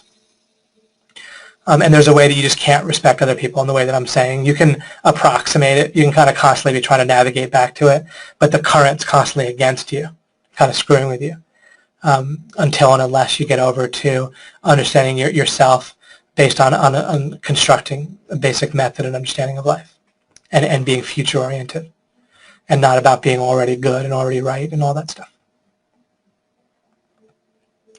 And then I wrote appreciating strengths with some clarity, not just in the moment. What I mean there is that it's surprisingly easy to get excited when someone does something well, but then really forget it later. Our mind kind of washes it out. What happens is our mind will kind of have a folder where like for a person, and if they do something well, it'll get stuck in that folder. But then if they do something badly or normal, then it'll be more recent, and it'll the thing they did well is still in there somewhere, but whatever's more recent has a lot more weight in terms of our sense of that person or our feeling about the person. And I like to keep up a clarity regarding a person's strengths, and regarding their flaws, I like to notice them so I can accept them, right? Yeah, I'm not looking to find out their flaws so I can feel superior. And I'm not, if I think I find a flaw, I make sure not to make it hardened, like it's in a box, like now I know that person has that flaw, that's no good, right? Then you like kind of project it on the person and so forth. But if they have a flaw or a potential flaw, if they, if they show up late or whatever, then you can also just accept it at some point with people. People have all sorts of things. And a lot of times they're not even flaws. I put the word relative flaws because they're just different than how you operate. They have different priorities or things. But just even the simplistic meaning of regarding their strengths, if you have some clarity, then you can remember those strengths on purpose when that person is doing something mediocre or their flaw is coming through. And I do that. This isn't just theory. Like to put something on a slide, I make sure to be real clear on the strengths, the good things, relatively speaking, about people that I interact with. And that really helps me because I don't lose sight of it. It's really easy to lose sight of that stuff in the moment. With respect, you want to be consistent. And so I want to consistently respect someone's strengths regardless of whether it's big and obvious in that moment. And in practice, people screw that up constantly. And then what happens is you don't respect someone's strength consistently, and then that strength isn't there when you want it because you acted disrespectfully towards a person. You screwed up the relationship or you weakened it, right? The more you consistently respect another person's strengths, the more in practice it's going to be there for you for a number of reasons. You appreciated them not just when they did something you want. Like everyone knows that if they do something that you want, then in the moment you're going to thank them and be appreciative. Maybe, sorry, it's still way better to do that, and people might not do even that. But being respectful and appreciative of someone's strengths and even reminding them about it because it's clear in your mind, I'll do that just because naturally.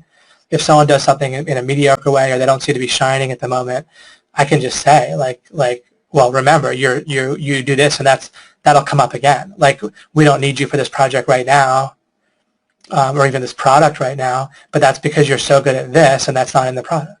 And there's going to be plenty of times we do need that, or that's not part of the launch. You're huge in a launch, right? And then when we're just fulfilling the product, you're not as important naturally, but because this is your strength, and I love that strength. That strength is huge, and it's going to come up in the future consistently, but we don't need it right now.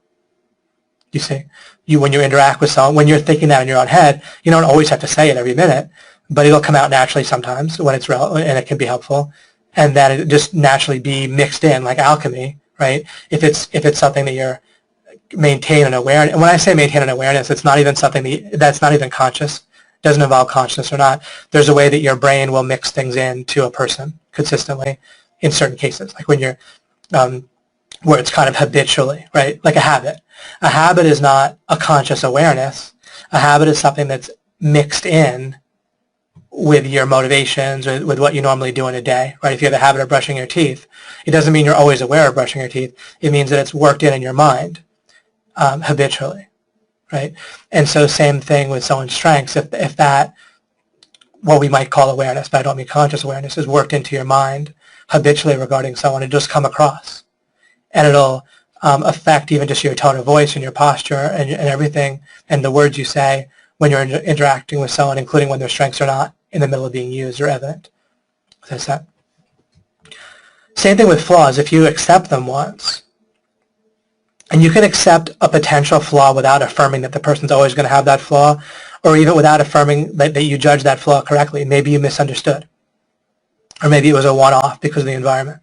So you can reframe flaws as a potential thing that a person might run into, and still, right, where you don't know for sure that they actually have it or they're always going to have it. But so you can look at any flaw as a potential flaw that could change in the future and not be a flaw, or that you might have misperceived. Plus, you can accept it even as a potential flaw. And then you don't make more of a big deal out of it than it is when it might come up, or when it happened in the past. It's a similar type of thinking to that deferential thing I talked about a few minutes ago, where if you look at, you can call it looking at the whole picture, you can look at the cost-benefit, you can look at it as the alternative use calculation. If you want the $10,000 in response for being deferential and the whole thing is worth it to you, then great. You just accept it and you don't feel conflicted about it. Instead of like one current pushing this way a little bit and one stronger current this way, you kind of boil them down into one current pushing a little weaker this way, but it's still pushing, and you say, good, I want that. There's another way to represent it. Okay, excellent. I think that works well for now. And let's do a little discussion, and then we'll wrap things up. I'll refresh, but I won't go straight to the end this time. I'll catch up on anything that might have been said. Lots of great hellos and good mornings. Sherlock Holmes without the drugs, that's right, Mike. And also Miss Marple, yeah. I don't clearly remember Miss Marple's process. It's probably quite good too. And I understand these are fictional characters, and there's the same author for Miss Marple and Hercule Poirot. But I'm more in the front of my mind with Hercule Poirot. That's why I recommend this too. To be and not to seem is North Carolina state motto from Mike Broadwell.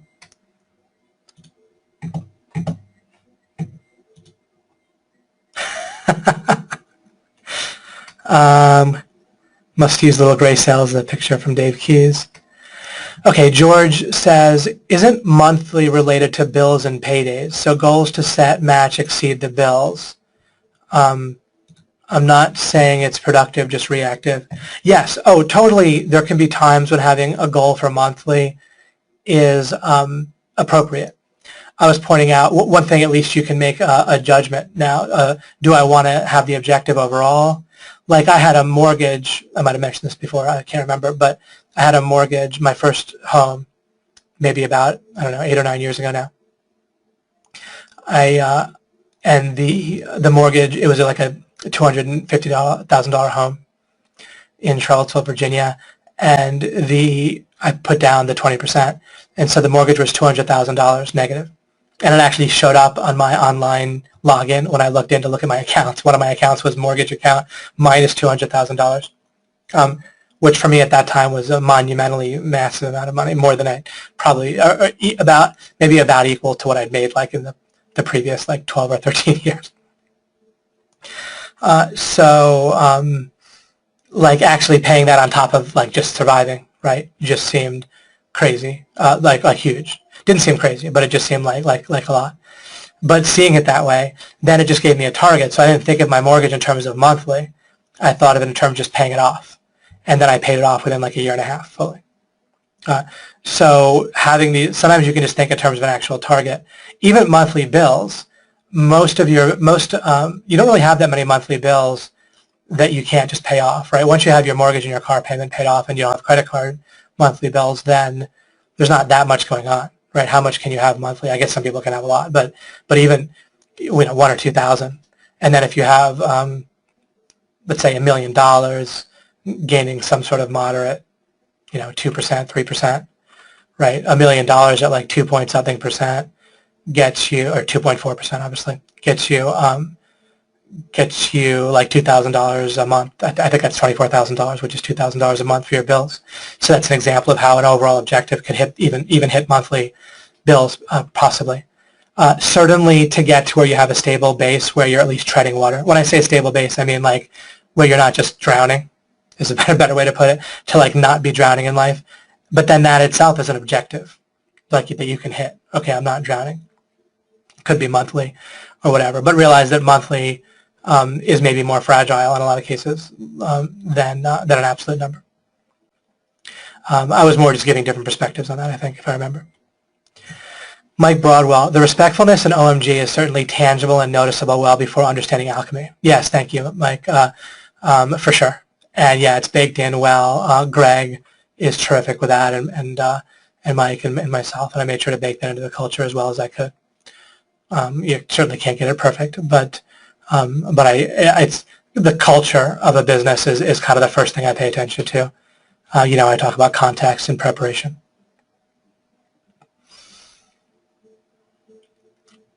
And I have more to say about this. This I'll continue next webinar with the basic distinction. I'll have some more to say about the alchemist, part of being a respectful alchemist, and maybe I'll expand a little bit on the passive aggressive stuff. I'm not sure, depending on what I think of regarding that. And then I'll get a little bit into like conflict resolution, so to speak. But I doubt it'll be conflict resolution 101. You know, it's like conflict resolution is more like in the usual way of putting it, is like when there's like a clear disagreement or conflict. I'm more talking about subtle resistance, like more like resistance dissolving, and stuff like that. And really, it's the whole question constantly with even with influence, right? Even if you're trying to make a sale, right, to a client, then what's going on? Even if you have a sales letter, it's looked at a certain way. That's conflict resolution, right? Right. Like if there's no conflict, they've already bought. Right? But you start out with a sales letter or the sales funnel where what they want isn't exactly aligned with what you want, and then we want to get it aligned. So it's more like what you want alignment rather than conflict resolution. I could much more put it that way. And then that kind of fundamentally deals with relationships and influence, is aligning people more and more together. Not necessarily with what you want. Maybe part of it is you align more with other people want. And when you are able to do that, then there's an underlying, what's deeper than if you're aligning a little bit with what other people want, then you're communicating the idea of aligning with what other people want, which communicates the idea to the other person you're interacting with, which makes them more flexible. So by being flexible, you are communicating flexibility. By being strong about clarity and where you can be clear, oh right, I wanted to talk about being strong and flexible. I'll get to that more next time. But it all relates, right? That really, it's just being strong and strength and flexibility is, in essence, a rewording of respectful alchemist in one sense, depending on how you expand on those concepts. Neil Gregory writes, treating them like a peer. My friend was a teacher and hated it when kids said hi you mate to him. They were quickly dealt with, right? But your friend. Again, it's all kind of relative. Like if it's relative to an objective, if your students agree to treat you deferentially in a certain way because it helps them learn better, right? Like if there's a way that it can kind of communicate to a mind, take on this other person's ideas by being deferential, right? That can maybe help the learning process, but. And topic by topic, that can work, right? Like kind of in one sense being deferential. It's not even deferential though. Like with me teaching alchemy with you guys, let's say, in practice it can be similar to different deferential, but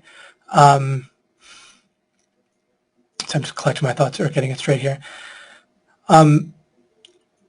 Really what makes sense with people is if they say something and you're sure that they're wrong, like normally what happens? If a person is certain that another person is wrong, then the person is certain the other person is wrong. Like the way we normally experience that outside of alchemy is the other person's wrong. Not like the other person might be wrong or I might be wrong, right? Like all someone has to say is something that we're certain is wrong, and then they're necessarily wrong. But we can be wrong, right? But we don't experience it that way typically. We experience it just the other person's wrong. And it's often not even expressed as wrongness, it's importance, right? Like if normally someone says or does something that feels unimportant, then the way we experience that in our mind is that thing is unimportant. Not that might be unimportant or that seems unimportant, but that it is unimportant. In general, we actually don't want to assume that. Just because something seems unimportant that someone else is doing doesn't mean it actually is. If we can figure out that it is, which would generally have to be relative to a standard or an objective. So it could be unimportant to us because of our objective. It wouldn't necessarily be unimportant to the other person. Regarding me, if I say what I asked you guys to do, if I say something that seems unimportant or seems wrong, I ask you to still have a space for maybe I'm still right, and maybe what you were thinking was unimportant. Maybe it actually is important. Maybe what you're thinking is wrong when I first say it. Maybe it's right. But really, we can do that with everyone. However, maybe with the stuff I'm talking about and the fact that I've worked on it for so many years and I generally make sense and say clever things and so forth, there can be an extra degree of, well, we can't necessarily just as an it relates to like alternative use of resources. We can't be considering whether everyone else's opinion might be right and ours wrong like constantly every minute, right? Just on a resource level. We don't have to be overconfident about how right we are. That we can do consistently. But we can't like necessarily question importance or an idea that we have, a belief that we have based on other people disagreeing. We just don't have the time or the mental space for it. What you can do with me that's a little bit like this non-peer thing or peer thing is you could allocate more resources. Like you could treat it more seriously, right? If I seem to be saying something unimportant or wrong, then you might allocate more resources to checking to whether that's really the case. Kind of being more open and more willing to spend some time or thinking on that. Anyway, I was just thinking about what Neil was saying with the teachers, and he hated it when kids treat him like a peer or said, "Hi, you mate," and maybe there's some validity based on maybe their minds are a little less flexible or a little less open to what but it's not even open, it's really deferential where it's like the mind just absorbs what the teacher's saying. But I prefer to get outside that whole paradigm. I'm not interested in having, if I have a problem because someone treats me like an equal, unless they treat their equals, as I said, like crap, right? Like normally the trouble is that people normally treat others, equal, like even people that they feel equal to, as wrong as soon as their ideas conflict, and that I prefer that you not do with me. But yeah, and look how judges are in a courtroom. You're supposed to be so deferential to them, and why? It's totally arbitrary, Well, yeah, he was in his 40s and they were 12 or 13, but why does that make him above them? It doesn't. I don't see any foundational reason. There might be one, but I don't see one why he's better than them in some way, or why. I can see that he's not a peer in terms of age, but school, one of the there's so many issues with school, and that I don't even get to. I don't even intend to, because I don't want to depress you. I mean, it's going to be hard to get out of the system for a lot of people. So, but it makes age just seem like it's just radically important, right? Think about it. Like the question of, okay, my kid is intellectually ahead of his peers in school. Do I put him ahead 3 grades because then the problem is socially? Now the kids are all above him and so forth.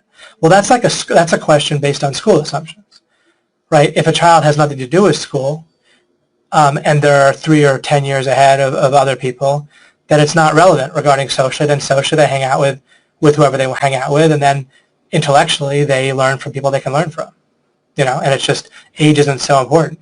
What if they were hanging out in a totally different environment outside of school, and some people are someone's 13 and someone else is 40? Couldn't they treat each other as equals? You see? So school carries that assumption. It gets us to be ageist. Shema says, this is such a powerful topic for me. People don't point out my passive-aggressive behavior, so it's hard for me to see it, but I know it's there, probably from my sense of being powerless. David Mills becoming a respectful alchemist is such an incredible replacement for passive-aggressive. So grateful to have this new target.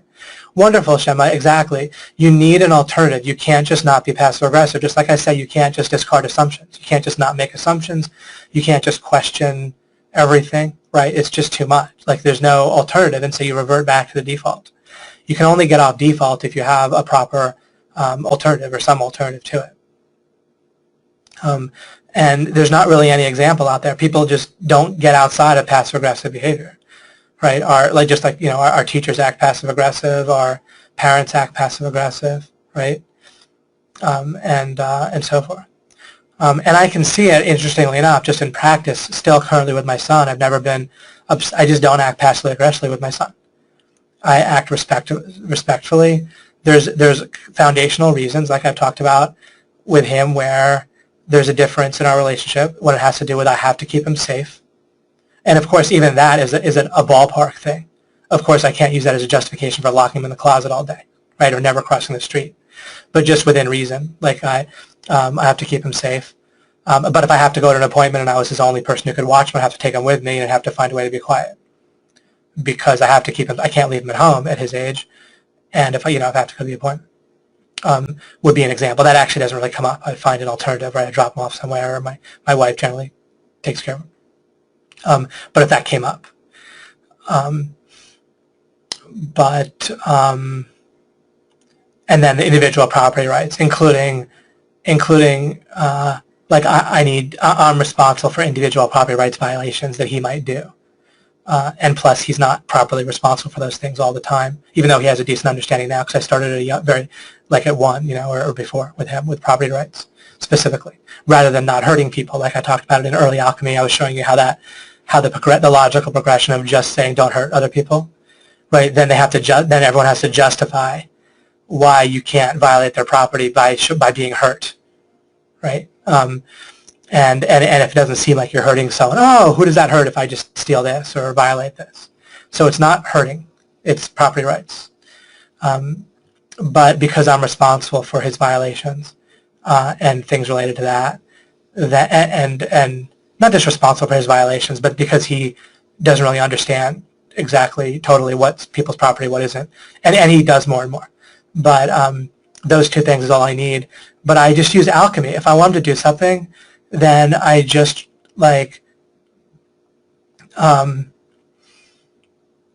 it's not exactly like I try different things, but I clarify, right? There's going to be a compelling, large reason why. If I'm going to basically need him to do something, it's not going to be hard to figure out why. And if I can't figure out why, then I can drop it anyway, right? At some point he has to go to bed, right? And stuff like that. But I don't know. I just always, without being passive-aggressive. Passive-aggressive means you're like, okay, until they start to piss you off. Or at some point you're like giving the person clear feedback that there's they're getting closer and closer to, you blowing up or something, right? Like the aggressive part of passive-aggressive is when you're giving people feedback that they're getting closer to you to, okay, that's it in some way, right? Or a blow up in some way. And passive is where you don't give them an indication. So passive-aggressive means you don't give people an indication until you start to give them that indication, that aggressive indication. And this is when I testify. Again, I've made this clear in the past, but when I testify, it's not about me being great or not. Not about if it's a bad thing that I've done. It's not that I'm bad. It's not if it's a good thing. It's not that I'm good. I'm trying to give you, sometimes though testifying can be helpful in just giving you a sense of what's potentially possible. And just because I do something doesn't mean you can do it. Just because you do something doesn't mean I can do it necessarily. right? There's luck in life. There's different strengths and weaknesses. With this, it seems like something that anyone could eventually build to or understand to. But in practice, it's pretty fascinating to watch because I literally don't have passive aggressive with Chance, and he's 4 years and 2 or 3 months old now, and it's just not about them at all. I don't give him feedback like he's getting closer to where I'm going to blow up, and I just get him to do whatever is necessary. And a lot of it is, you negotiate and you give him a few more minutes with something, right? And what I'm going to do is my property. Like when you really understand property rights well, then I don't need to justify to him why I'm going to do something. So if I'm just going to rest now, then I'm just going to rest. And if he wants me to get up, then it's okay. I don't feel like I have to justify, so I don't feel agitated by him wanting me to do something that I decide that I'm not going to do with my own. I don't need to justify to myself or him why I'm not going to do something. And including part of negotiation is what I'm going to do. He wants me to do plenty of stuff, and so it's very easy to negotiate, right? And he doesn't always argue at this point, right? Some things, there's not always a misalignment. And most everything just gets solved with a few minutes of doing something and, okay, a few more minutes of this, then you'll cooperate, right? And then generally he does, and if he doesn't, you remind him, and then plus at this point I can pick him up. There's always kind of a pretty big overlap between when you could just pick someone up and move them somewhere. I won't force them into a car seat or something like that. So I don't have to be rough, but I'm perfectly willing to pick him up and bring him somewhere, and it's okay. If I pick him up and he really goes ballistic, then I won't. I won't necessarily continue. I might finish walking upstairs and put him on the floor, but if he's going nuts and he wants to run downstairs, I won't necessarily stop him. So I don't really. It's not like a force thing, but that's just part of the whole communication thing. And it all works out. And I do it in business. I do it in my romantic relationship nearly, right? My wife would probably say that I've had some imperfections with that in the past. I could probably argue and say, wait a second, just because my tone of voice was off or I was arguing with an idea doesn't mean, so we can go back and forth on that regarding that. But in business, I'd probably get an overall affirmation that I don't act passive-aggressive and so forth. And that I do act, like a respectful alchemist. And that sort of thing. I think in alchemy, during our discussions or whatever, I probably come across that way if you were to reflect back. But I'm not, whether or not I have done it perfectly, it's okay either way. I'm just sort of doing a little bit of just general, taking a look at things. Got a lot of replies to whatever Daniel wrote. Let's see here. Daniel Smith wrote, I find it difficult when my wife tries to give me advice about a topic and she knows nothing about it.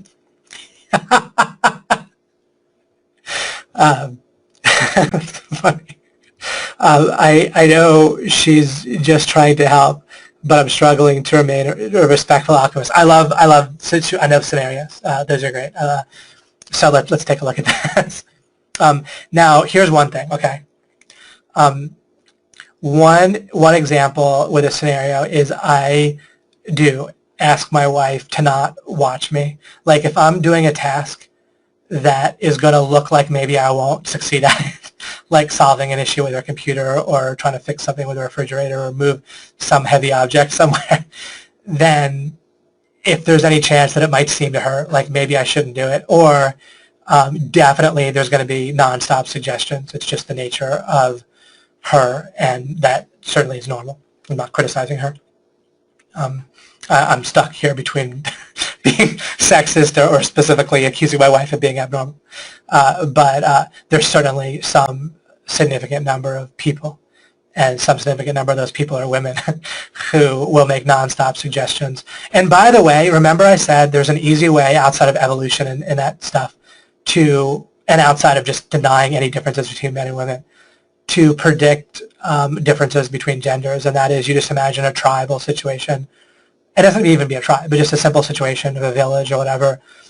Villages are easier to picture than huge cities also, where you start with the gender-specific thing of the women have the baby in there for 9 months and then they have to nurse it, right? But anyway, their propensities are clearly more towards being social, dealing with the local home situation, and just with nurturing, what would make sense for nurturing a child, right? Being more cooperative in that way. whereas men are more going out and bringing stuff back to the tribe or the village. They're going out into the world and dealing with objects, right? Where it makes more sense to focus on a particular objective, a deer or whatever, even with farming or something, where you're going out, you're interacting with objects rather than people. You can be focused with a woman. They can be doing tasks and also have to make sure the infant isn't killing themselves, right? To be on suicide watch 24/7 until a certain age, right? And so you need to maintain this awareness, like, and I don't mean conscious awareness or not, but I mean this kind of could be subconscious or conscious irrelevant awareness, where you can be focused on one task, but you can be distracted by another thing, like if your small child has an issue. So that can appear like multitasking. And then you're making suggestions. If you're psychologically more geared up for dealing with an infant, then how you deal with it with a small child is very different than how you deal with an adult. And you make suggestions nonstop to a small child, right? And so my kind of go-to model predicts all of this. Never should it be used to pigeonhole someone, marginalize, stereotype in a way that's not useful, but it can be used to understand a little bit more different perspectives and ask overall questions. And just empirically, I mean, come on, right? I mean, it's just, I don't know what to say, but by understanding that that's normal and natural to give nonstop suggestions, then one thing I do again is if I don't want to deal with that at the time, then I ask her to not be watching me when I do it, and that succeeds generally. She doesn't insist on watching me, and that's fine. It doesn't upset her, and so forth. Because the trouble is it's two different vectors, and then if they're not going to be there, you have to stop and accept the overall vector, a little bit like I talked about regarding if you need to be deferential in order to get a business transaction done. Then if you stop and realize the cost and benefit and accept the totality, or just in dealing with any person, they're going to have like things that at least relative to you, maybe not objectively, but at least relative to you are strengths and weaknesses, or flaws and strengths, right? Pros and cons, at least relative to you. If you stop and realize it's a cluster that's going to have to come together, then right, a person comes as a whole person, and you don't ever want to need a person to change. So you accept it. The same thing if your wife is going to be observing you or interacting with you while you're doing something, and it might be a long-term something, right? Where it's not just a task that's going to be finished in half an hour, where it's long-term. In that case, they're definitely going to be making suggestions at a certain point if they're involved in it at all, and giving you advice. So, or not every woman, by the way, and not every man, and it could be men that do this for sure. But plenty of people will do it, and if your wife is one of those people, then you need to, if it's gonna just occur, then you need to take it as a cluster that can't be undone, and just accept it. Like, notice, I either accept this or I don't. Which one do I want? And presumably you'll accept it. And there's things.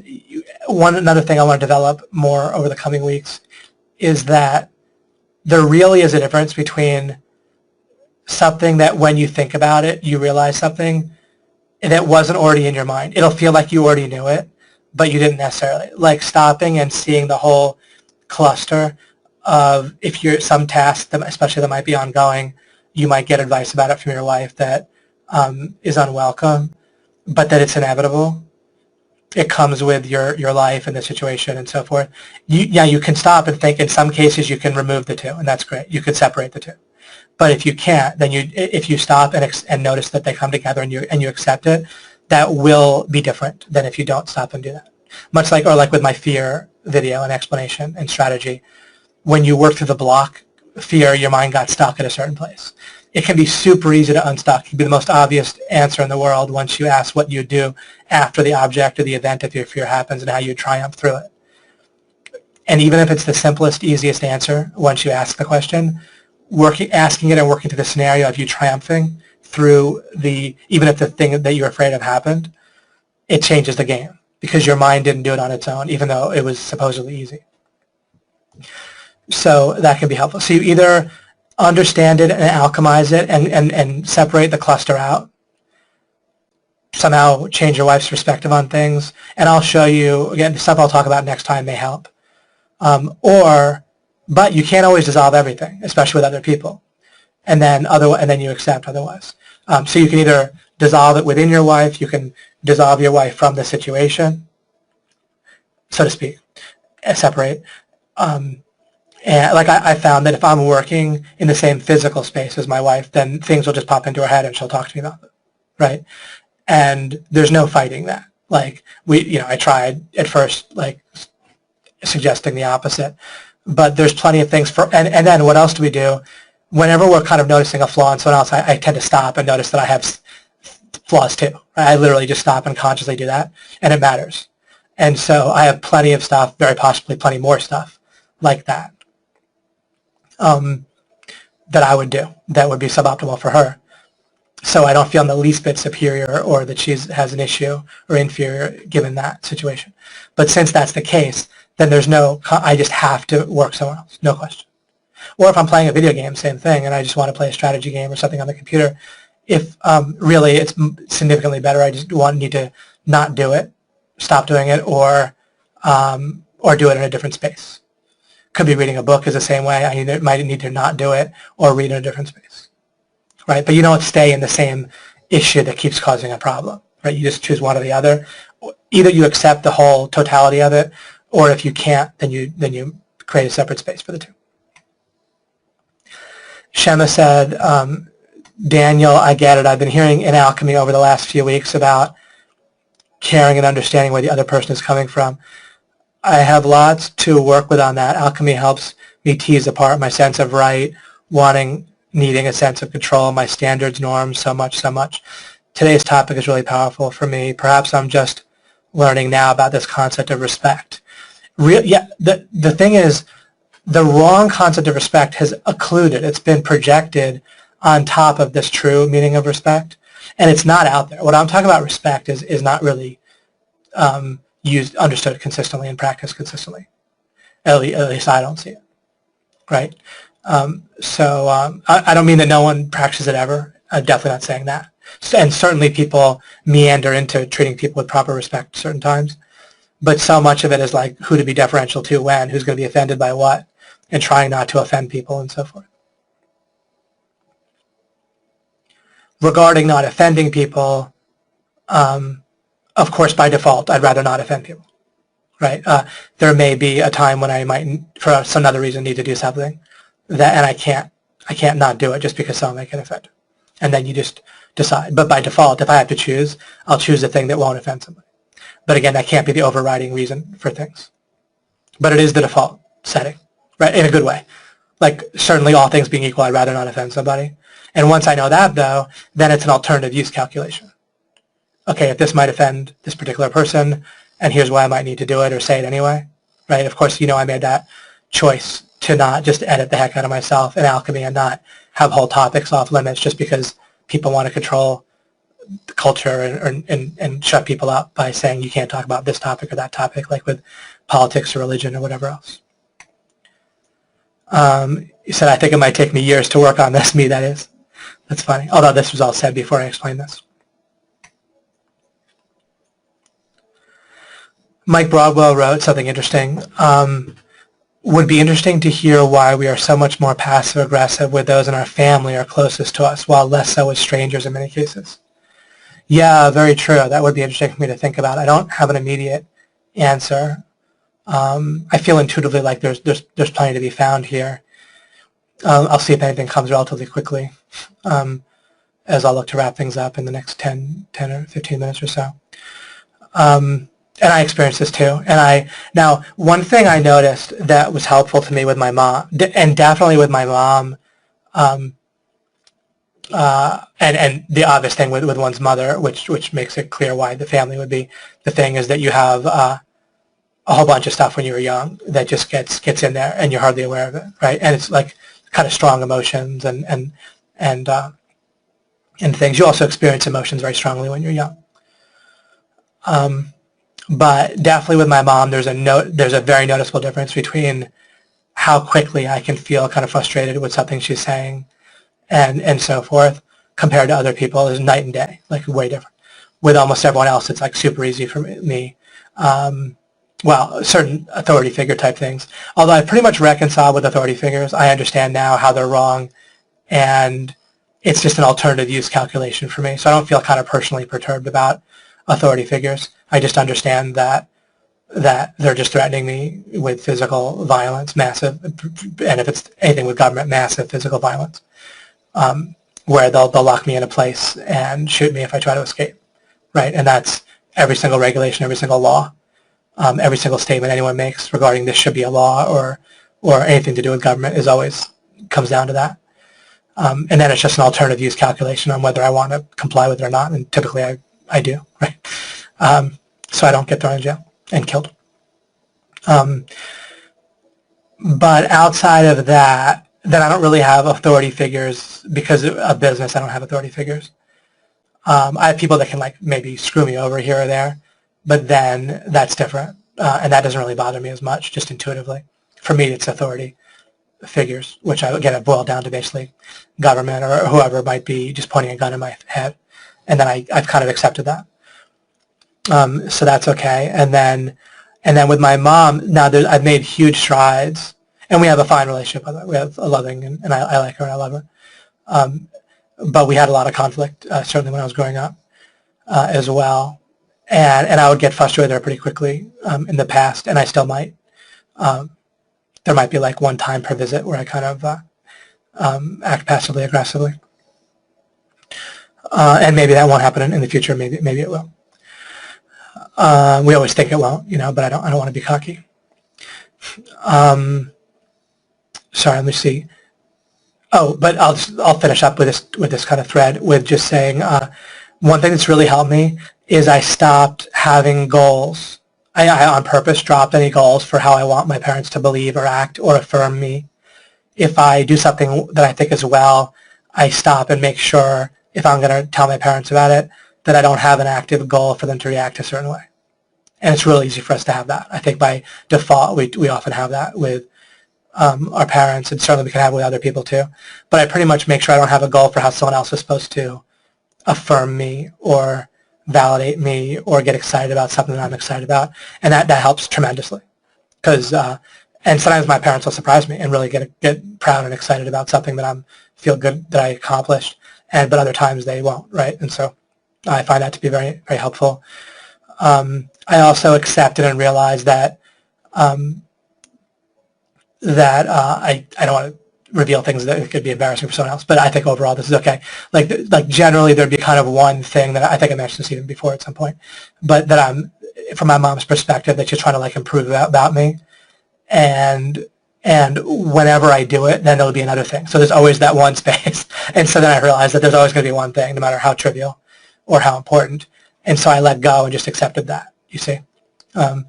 Instead of having an active goal to empty that out, right? To kind of clear that out and have it where there's nothing that she was trying to improve about me by default. And you don't think of it like it's something, it's more just like an individual, like, okay, like she's like, okay, I need to do this, I need to do that, and then you do it. And then you think they'll approve of you at that point, but then they just come up with a new thing. And so I made sure to drop all that with the approval. And so pretty much now, it's even hard to tell now if I get a bit aggressive. Sometimes you need to communicate something in a certain way, or else someone just won't stop kind of, talking at you or nagging at you or something like that.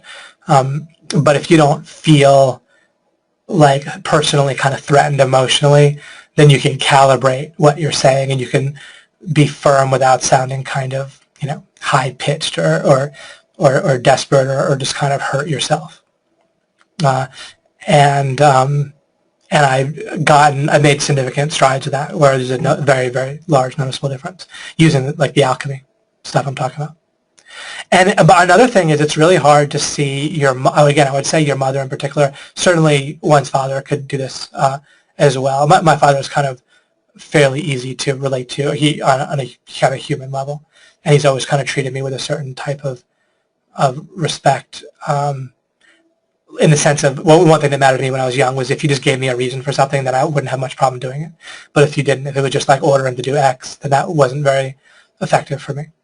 And my dad was would be fine with giving a reason.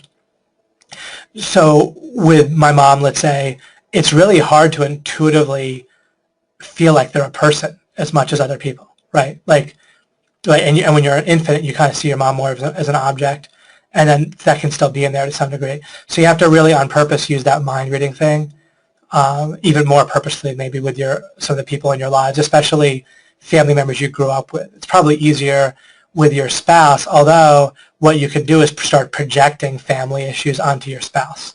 And one thing I did when I got married was I kind of affirmed to both my wife, to whatever extent that helped, and it did.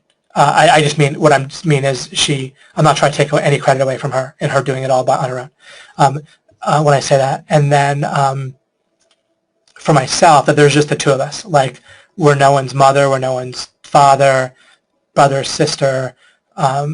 There's no ideas from outside of what we decide is good and right that need to matter, right? And so, and we were a little older and a little more used to not projecting things. But once in a while, when it would come up, if I would get compared to her dad or something, then I would alchemize that. There was one time when it was like, well, even if my dad had a lot of money, he would still do such and such. And I said, well, but he didn't make a lot of money, and that's an actual thing. Like, there's no even if when it comes to money. It's like I remember at a forum post one time, someone was like they were talking about tax rates and so forth, and they were like, oh, well, I'd love to switch places with someone making that amount of money, right? Or making the amount of money I was making. And I was like, no, you wouldn't, because if you wanted to switch places with me making that much money, you would make that much money.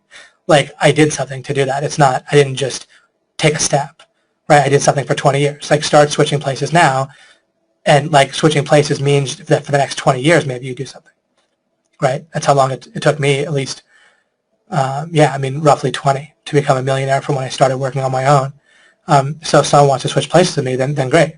But that doesn't mean like switching places at the end, right? You switch places at the beginning of the journey, not at the end. So to make money is an actual thing. There's no such thing as even if, or someone might say, if I had money, I still wouldn't spend it that way.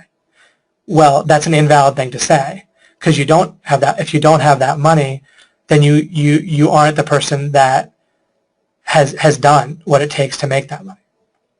And I don't mean that everyone should make money here. I'm not making a value judgment on how much money someone makes, but by the same token, people that haven't made a certain amount of money need to not make value judgments on people that have made more, if that makes sense. It's not the same thing, because making money has its own benefits, and it shows its own strengths, like in a marriage. If you make a bunch of money, I never use it to make things unequal in a way at all, absolutely. However, I don't want power. I don't want to use power over someone in any way. But it does make a comparison to someone who's not making the money invalid, if that makes any sense. And I didn't maybe explain that totally fully, but enough that you can work on it yourself.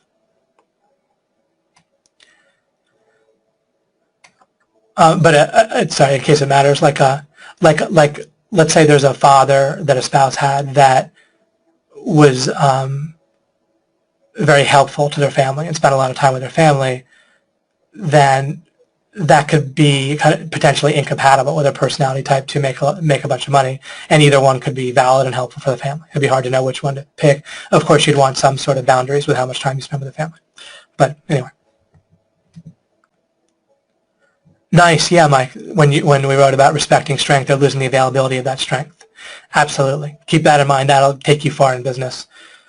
With snowballing and everything, is you can really lose stuff from people that you could get otherwise if you don't keep their strength in mind, even when it's not shining. It might not shine in the future for you. And that, again, that's not theory. That's definitely experience, in addition to theory. Excellent, Neil. Neil has several little words for humility. Excellent. Give you another little word there. But Mike says you don't hold a candle to me on that. Let me see. Bryce might have a good example here. Speaking about the slide that talks about looking at counterexamples, I seem to notice or exercise this in real life. I'm 20 years old. I don't have much knowledge on politics. However, my friends, classmates, acquaintances already seem to identify themselves with sides of the political spectrum. I also notice this trend in society. People who don't have too much exposure to the opposite view think their view is always better. I see this on all forms of media. Whenever I'm in a discussion or argument with someone, I remember hearing Warren Buffett saying that he tries to understand more about the topic the person he's arguing against, which many times makes me win the argument. Certainly it can help you win an argument by understanding and clarifying what the other person's saying better, correct. And what you're saying is excellent. I want to warn about one thing to everybody. We all can see other sides and counterexamples when we don't have a hardened position. And we're all going to have hardened positions intuitively about all kinds of stuff, including things we're wrong about. Even the simplest things, one of the most invisible hardened positions is about what's important and what isn't. And we're just going to feel like certain things are important, and that's self-evident. And we're not even going to realize that we have the position in the first place to question it and to see alternative points of view. Right? So again, there's all sorts of beliefs you have where you don't realize you have the belief. So it's hardened by default because you just operate on it without realizing and use it without realizing you have it. So it's good, Bryce, that you've been exposed in a certain way to different opinions and that you've been smart in however way you've been smart and wise in however you've been wise to not have a hardened position necessarily and to be able to look at counterexamples even and the point is you want to make sure you look at counterexamples in life even when you feel certain. And but don't equate what I'm saying with question everything. It's just that if you're going to judge somebody else, is when I use that specifically, then you're actively doing something. If you're in the middle of judging someone else, you are acting on the idea that matters, that's important. So again, I'm not saying question everything, but I'm saying if you're going to go bother judging someone else in the first place, which includes anytime you say someone should do such and such, or they shouldn't have done such and such, or it would be better if they do such and such, that's a judgment. And then look at a counterexample and also make sure, even if you decide that they've done something wrong, make sure you're not generalizing that it's relative to a standard. You can check whether that's their standard or not, that they've agreed to, and you can also, or that's objective, and you can also, whenever I do decide that someone else has done something like kind of objectively wrong, then I stop and remind myself of when I've done things wrong, and it just kind of helps balance things out a little bit.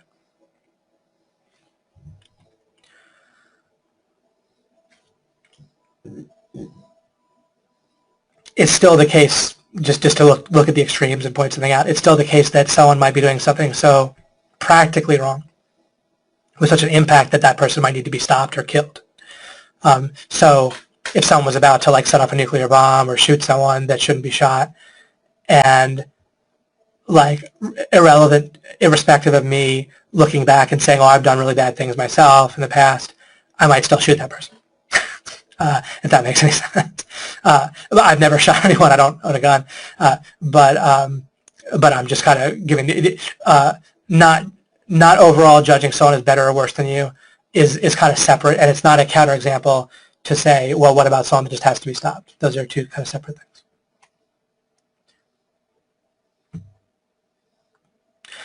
Keep in mind, by the way, that just because two sides are both wrong or don't see the other point of view, it doesn't mean that there aren't correct things to be known, including about politics.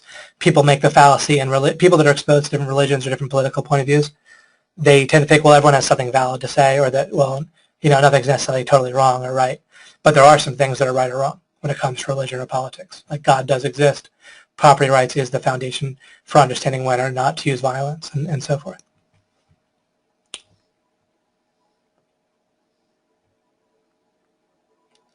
And for me, which person I vote for, which political party or political outlook I favor is based not so much on an overall moral judgment, but it's based on a practical judgment, like which one do I think has the most impact on everybody.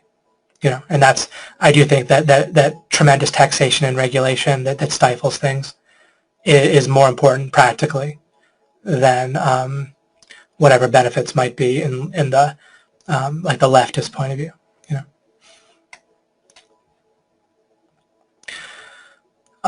So by using, but however, if someone wanted to discuss with me and I had time to do so, I'd be perfectly humble and listening to a leftist who is trying to address things on that level. Just you know. So that's all. So by utilizing but I haven't heard the only good arguments that I've personally encountered from people on the left are why there are some correct arguments of why certain people on the right are wrong. And they can be very even correct about those things and make good arguments. But in defending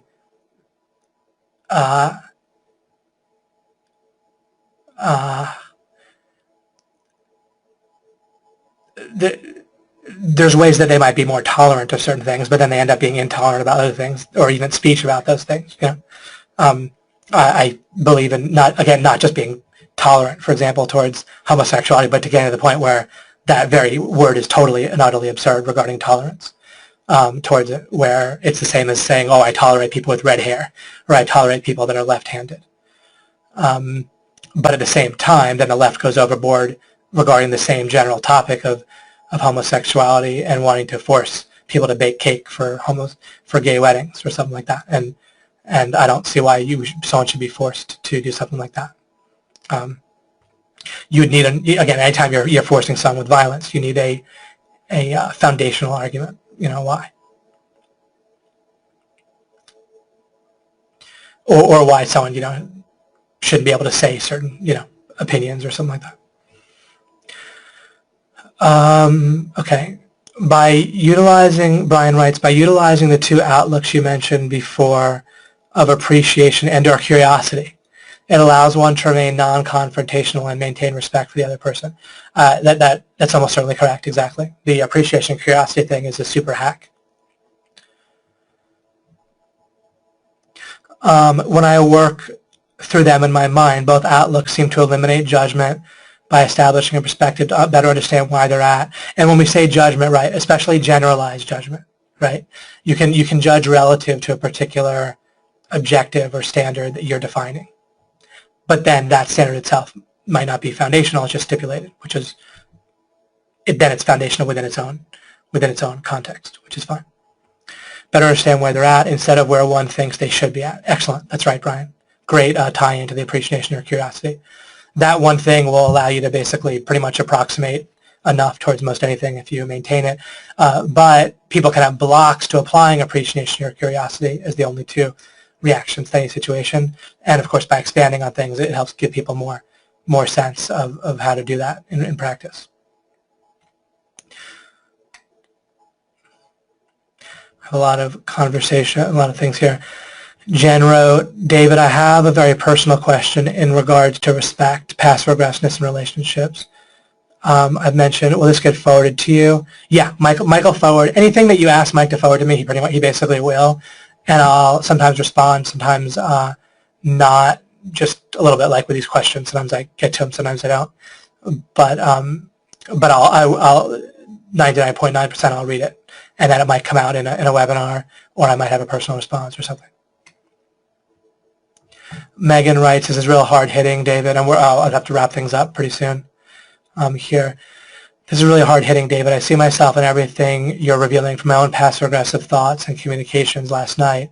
Oh, and by the way, one of the things I did, kind of, I don't know, subtly or not, I removed the value judgment. See, passive-aggressiveness has a negative connotation, right? People say, right, that's supposed to be a bad thing or a weakness.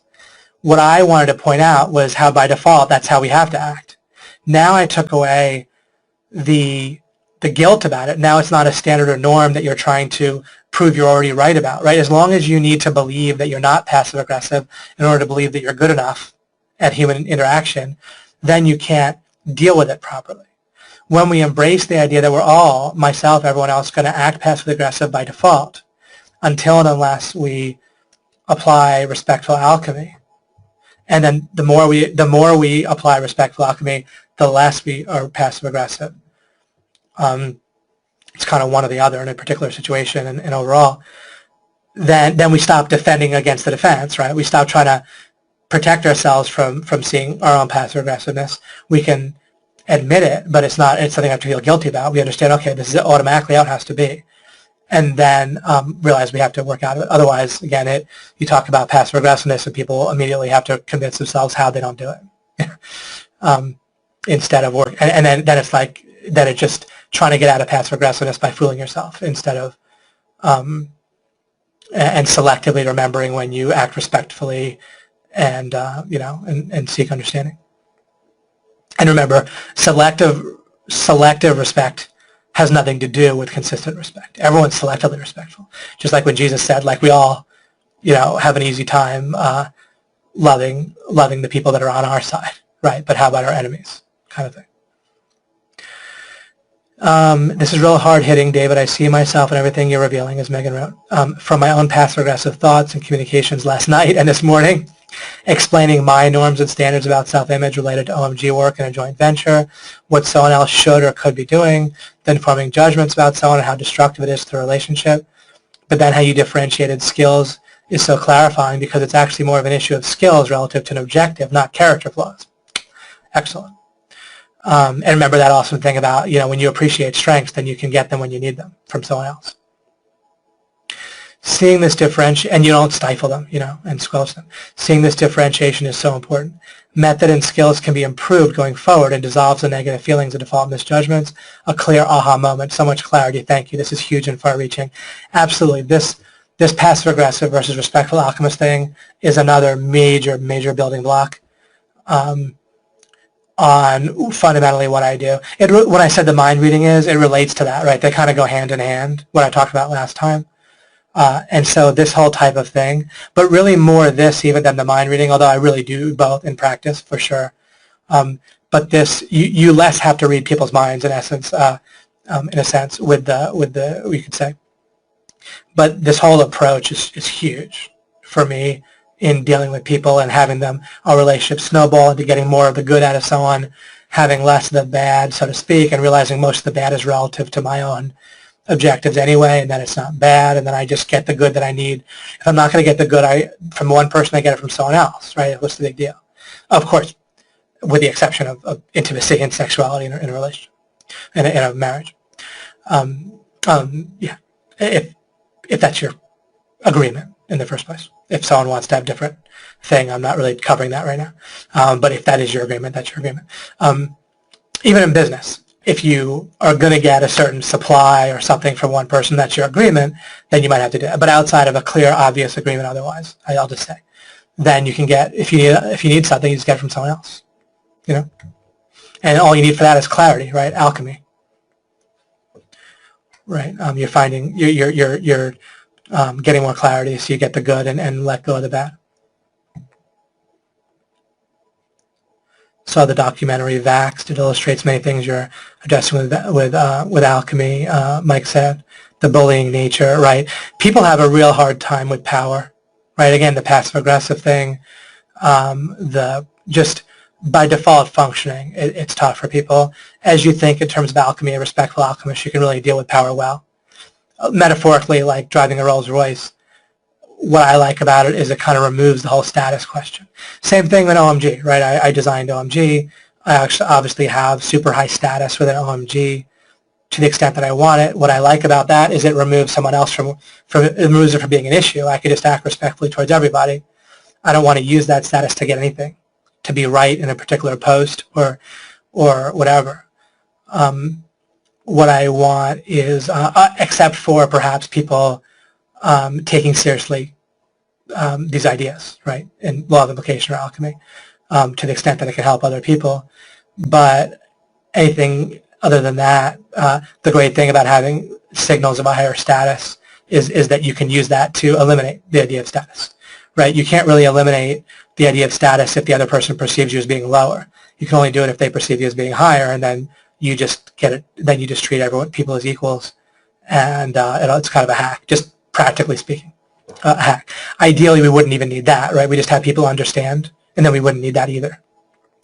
But as kind of a short hack that works for now, until people understand, right? There's kind of two tracks going on. There's that we want everyone to get these ideas and to understand about being a respectful alchemist, of course, right? We want everyone to act that way. we want everyone to understand about property rights and things like that.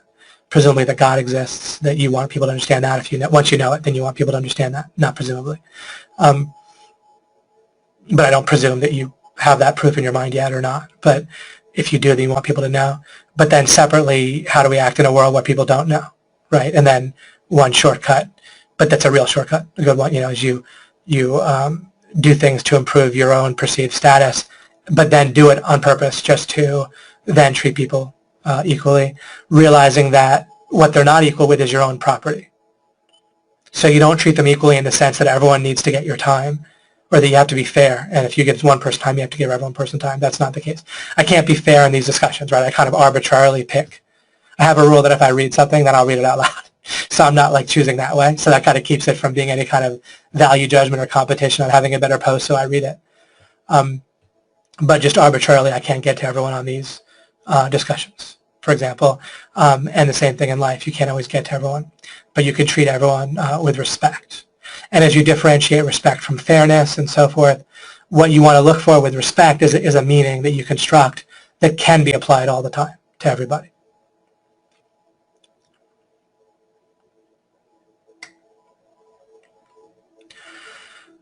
David, is it possible to successively approximate towards foundation? I don't think so, but there might be a meaning of that where there is a way. It's a potentially good. It's a good question, period. But it's a potentially good question relative to the objective of explaining successive approximation of foundations and so forth better. You can certainly poke around towards a foothold. What you do, I think the closest thing, the way that you get to a foundation with the poking and so forth, it's really defined by when you don't have a foundation, what you do know is is the opposite. And I don't mean you know that you don't know anything. That's one starting point. But you can know, for example, that passive aggressive behavior is not the pinnacle of human relations. So you know something. Or you identify that you got angry at this person, or you had an issue in a way that wasn't helpful. Maybe there's some use for a certain calibrated type of anger that's helpful. But you can say, wait a second, I'm behaving a certain way towards this person that I know that I want a better understanding. And so you know something. You don't just know that you know nothing. You know something. You know that you don't want that. And then you start to poke around. And that's how you might get toward a foundation. Successive approximation presumes that you know what things look like after you hit the goal. Shoot, there's more than there's certain parameters about success. Oh, I know. Successive approximation presumes that you know what feedback looks like what it presumes that it always carries that assumption. So again, successive approximation always carries the assumption that you can tell whether you're getting closer to a goal or not based on feedback. That whenever that assumption doesn't hold up, then there's going to be a flaw with a successive approximation. I'm pretty sure that's correct. I'll still check over that. So I'll say that, but I'll have a little asterisk, so I'll look to check that over better. And I may not check it over well enough that even during alchemy, but you can think about that too. But at least it gives you some questions to ask. But that's a fascinating thing about successive approximation, is it carries the idea that's inherent within the way people look at feedback. That's something I want to get to as well. I have some good insights about feedback and how to deal with that whole thing for the future. But again, that's the fascinating thing about successive approximation, is it involves this invisible assumption of that when it looks like you're getting closer to a goal, that's the same as you are getting closer. So it assumes seems versus is regarding feedback and regarding progress, the appearance of progress. And when that's a problem, when the seems and is don't match up, then that's a problem. So people can feel like they're making progress in life in general, and then they're locked in to where they're never going to get to certain places. They're never going to realize certain things. it's kind of vague. But. Excellent. Okay, I really have to wrap things down here. I'll just kind of refer to some nice comments and appreciate them. Such a powerful Webby today, says Michael Ramirez. Today I experienced a scenario that is exactly what you have just explained then. I had to refrain myself from texting back, so I chose to ignore instead. This then put me in a position to be seen as a respectful alchemist. Though after that event happened, I felt a bit upset and I was struggling with the whole uncomfortable situation. So my takeaway today is start to be a respectful alchemist. Right. So being passive regarding certain things, but you can be, let me give you this distinction. You can be patient without being passive. And so you can say, look, I don't know how to respond to this very well. And so you could just respond in a way that doesn't make things worse, or that's your best approximation of, best you can do to kind of chill things out. Even before you respond, though, you can still be a respectful alchemist in a sense of, I'm doing this a little bit off the cuff here with some ideas, but you can still be, when you're respectful overall, right, before you respond, make sure, wait a second, this is annoying to me, and go through what I've talked about already. Make sure that, does it make sense that it's annoying to you? And something can feel annoying based on associations, and you can recognize that, okay, it feels annoying, but really it dissolves, right, or at least dissolves intellectually as I look at it. But anyhow, there's things that I'd like to possibly accomplish in my life. This is the same thing with your goals, right? Goals for myself. I'm similar. The more you respect other people, the more you can kind of respect yourself, I think. I know it's a little bit of a greeting card statement, but they kind of go hand in hand. I don't want to delve too much, just I'm in that kind of lightning round part of this webinar. But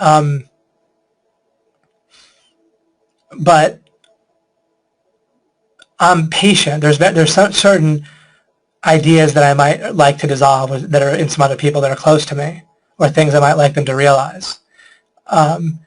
And I'm not passive with those things so much as I'm patient with those things, right? Like I embrace the fact that there will be times when there might be a time or times that come up where there's an opening for properly helping with that, and that might not come up. But kind of time is on my side. And if you accept something, then you're not being passive aggressive. If you say there's a flaw, I accept that flaw is there. It may never change. I would like it to change, but it might not, and I accept that. Then that's not passive aggressive. So you can be patient in a way that it's okay. It's okay indefinitely with no timeline. But if the opportunity comes, I'd like to help lead this to be dissolved, or maybe they'll just dissolve it on their own. They'll realize it themselves. And then Michael wrote, thank you, David, for giving us so much direction. You're welcome. Now I feel so much better by understanding how to be in a better place with my mind and thoughts. How accurate the timing of this session has been. So grateful. Blessings for bringing so much light to this amazing group. You're very welcome. Michael Monahan wrote, I'm sleeping on the session after we close off. Yeah. I had that same thought. Will a nap help? Oh, that's great. Yeah. Humorously enough, right? Sometimes you'll be thinking, okay, I need to respond right away, and you might realize you actually don't. And sleeping, eating, just things that give you a little bit more time. You might say, look, they might have a little bit of a boundary. Yeah, I should respond to this by today or by tomorrow, because it'd be kind of disorienting for the person if I didn't respond fairly soon. But I don't need to respond this minute.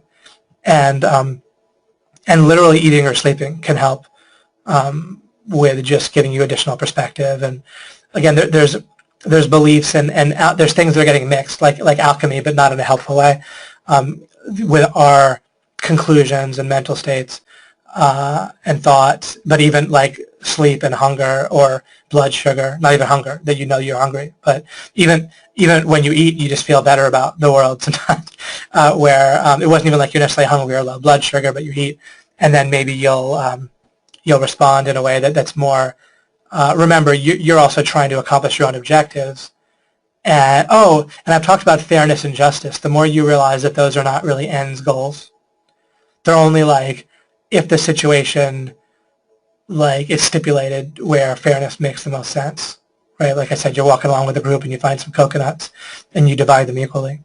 But as ends, goals, a lot of our like feelings like we have to say this to this person is is related to feelings where fairness and justice are way too generalized in our mind, and we tended to get raised with those ideas incorrectly.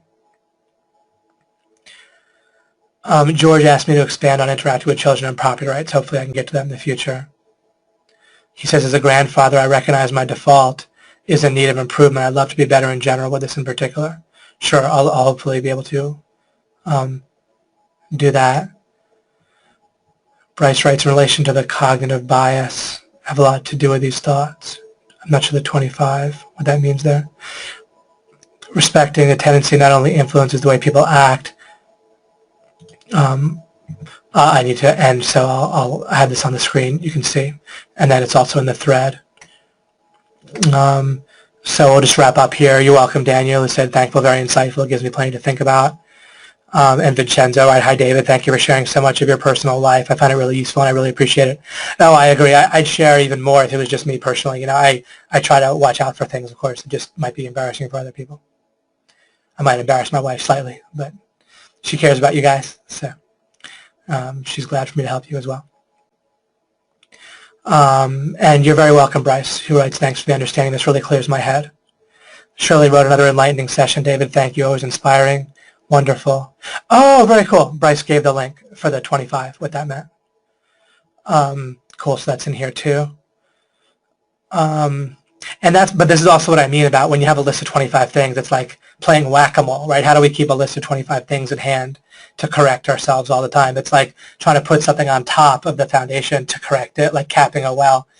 What I'm looking to have us do, and these things can also be helpful. I don't mean this isn't helpful. I'm not disparaging this in any way, by the way.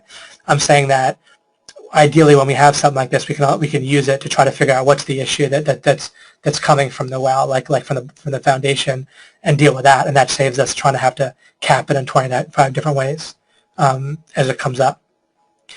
We have very limited processing and awareness at some point, right? So the trick in life comes to simplifying ultimately.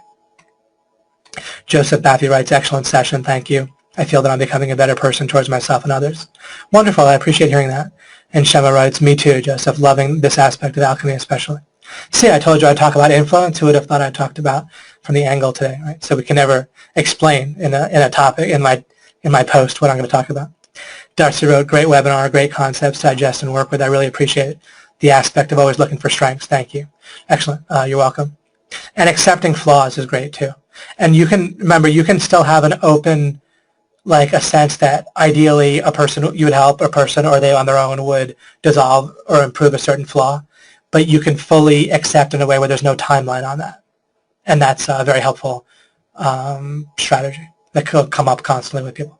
You need to accept their flaws fully with no timeline. If there's going to be a timeline, then you pretty much just are looking for an exit strategy with the person, right? You can't be in an ongoing relationship with someone and at the same time need them to change now. It's just a terrible conflict that logically is just not going to work out.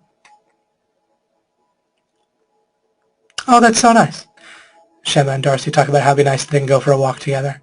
I agree, and talk about these things. That would be fun, right? You got a friend to go for a walk with alchemy and talk. You'll have to share it with your friends, then. It'll be in, or it might already, people might already be listening in the future, or it might be, but it'll be in special ops that will open up to people. A program that we'll have. Susanna writes, thank you, David, another powerful session today. Chad wrote, great Webby today, David. Many distinctions of tools, thank you. Great session as always, thank you, David. David Castro writes. Mike writes, terrific insights as always. Maybe alchemy could extend to 42 sessions. We'll have the answer from Hitchhiker's Guide to the Galaxy. That's awesome. We'll see. We'll see. I certainly am positively inclined towards doing discussions at the end, and then when things come up, it'll be nice to kind of be done with the obligation part. I always prefer it that way. Then I often have like a burst of energy. Even with the I'm kind of still glad to have the obligation part, and it all goes hand in hand with you have to promise people things at a certain point in order to have an agreement and and do stuff together. You guys needed it to show up and everything, of course, but you guys are amazing showing up each time. But then it's kind of like a vacation. You're glad to go on vacation, then you're glad to get back. I'm glad to have the part where we have kind of a contract together for me to do alchemy, so to speak, because I've told you I would do it. and then I'll be glad to kind of be back where that's done, and then we're kind of doing it voluntarily. Kind of a rhythm in life in a lot of cases, maybe not always, but a rhythm is kind of nice with both sides of the rhythm. James writes, thank you, David. This will help me in determining how to respond to those closest to me. Respectful Alchemist session helps me better understand this. Excellent. Yeah, it's a super thing. And we can delve into it more and more, and including if we do discussions in the future, we can talk about it. Deleted a long question, Darcy said. Maybe I'll do some thinking before I do some asking. Thank you, David, for your tireless work today. You're very welcome, Darcy, and feel free to post the question even later in this, like in this thread, the same thread, even after the webinar or in a few days. It's still there for posterity, and I can think about it, you can think about it, and so forth.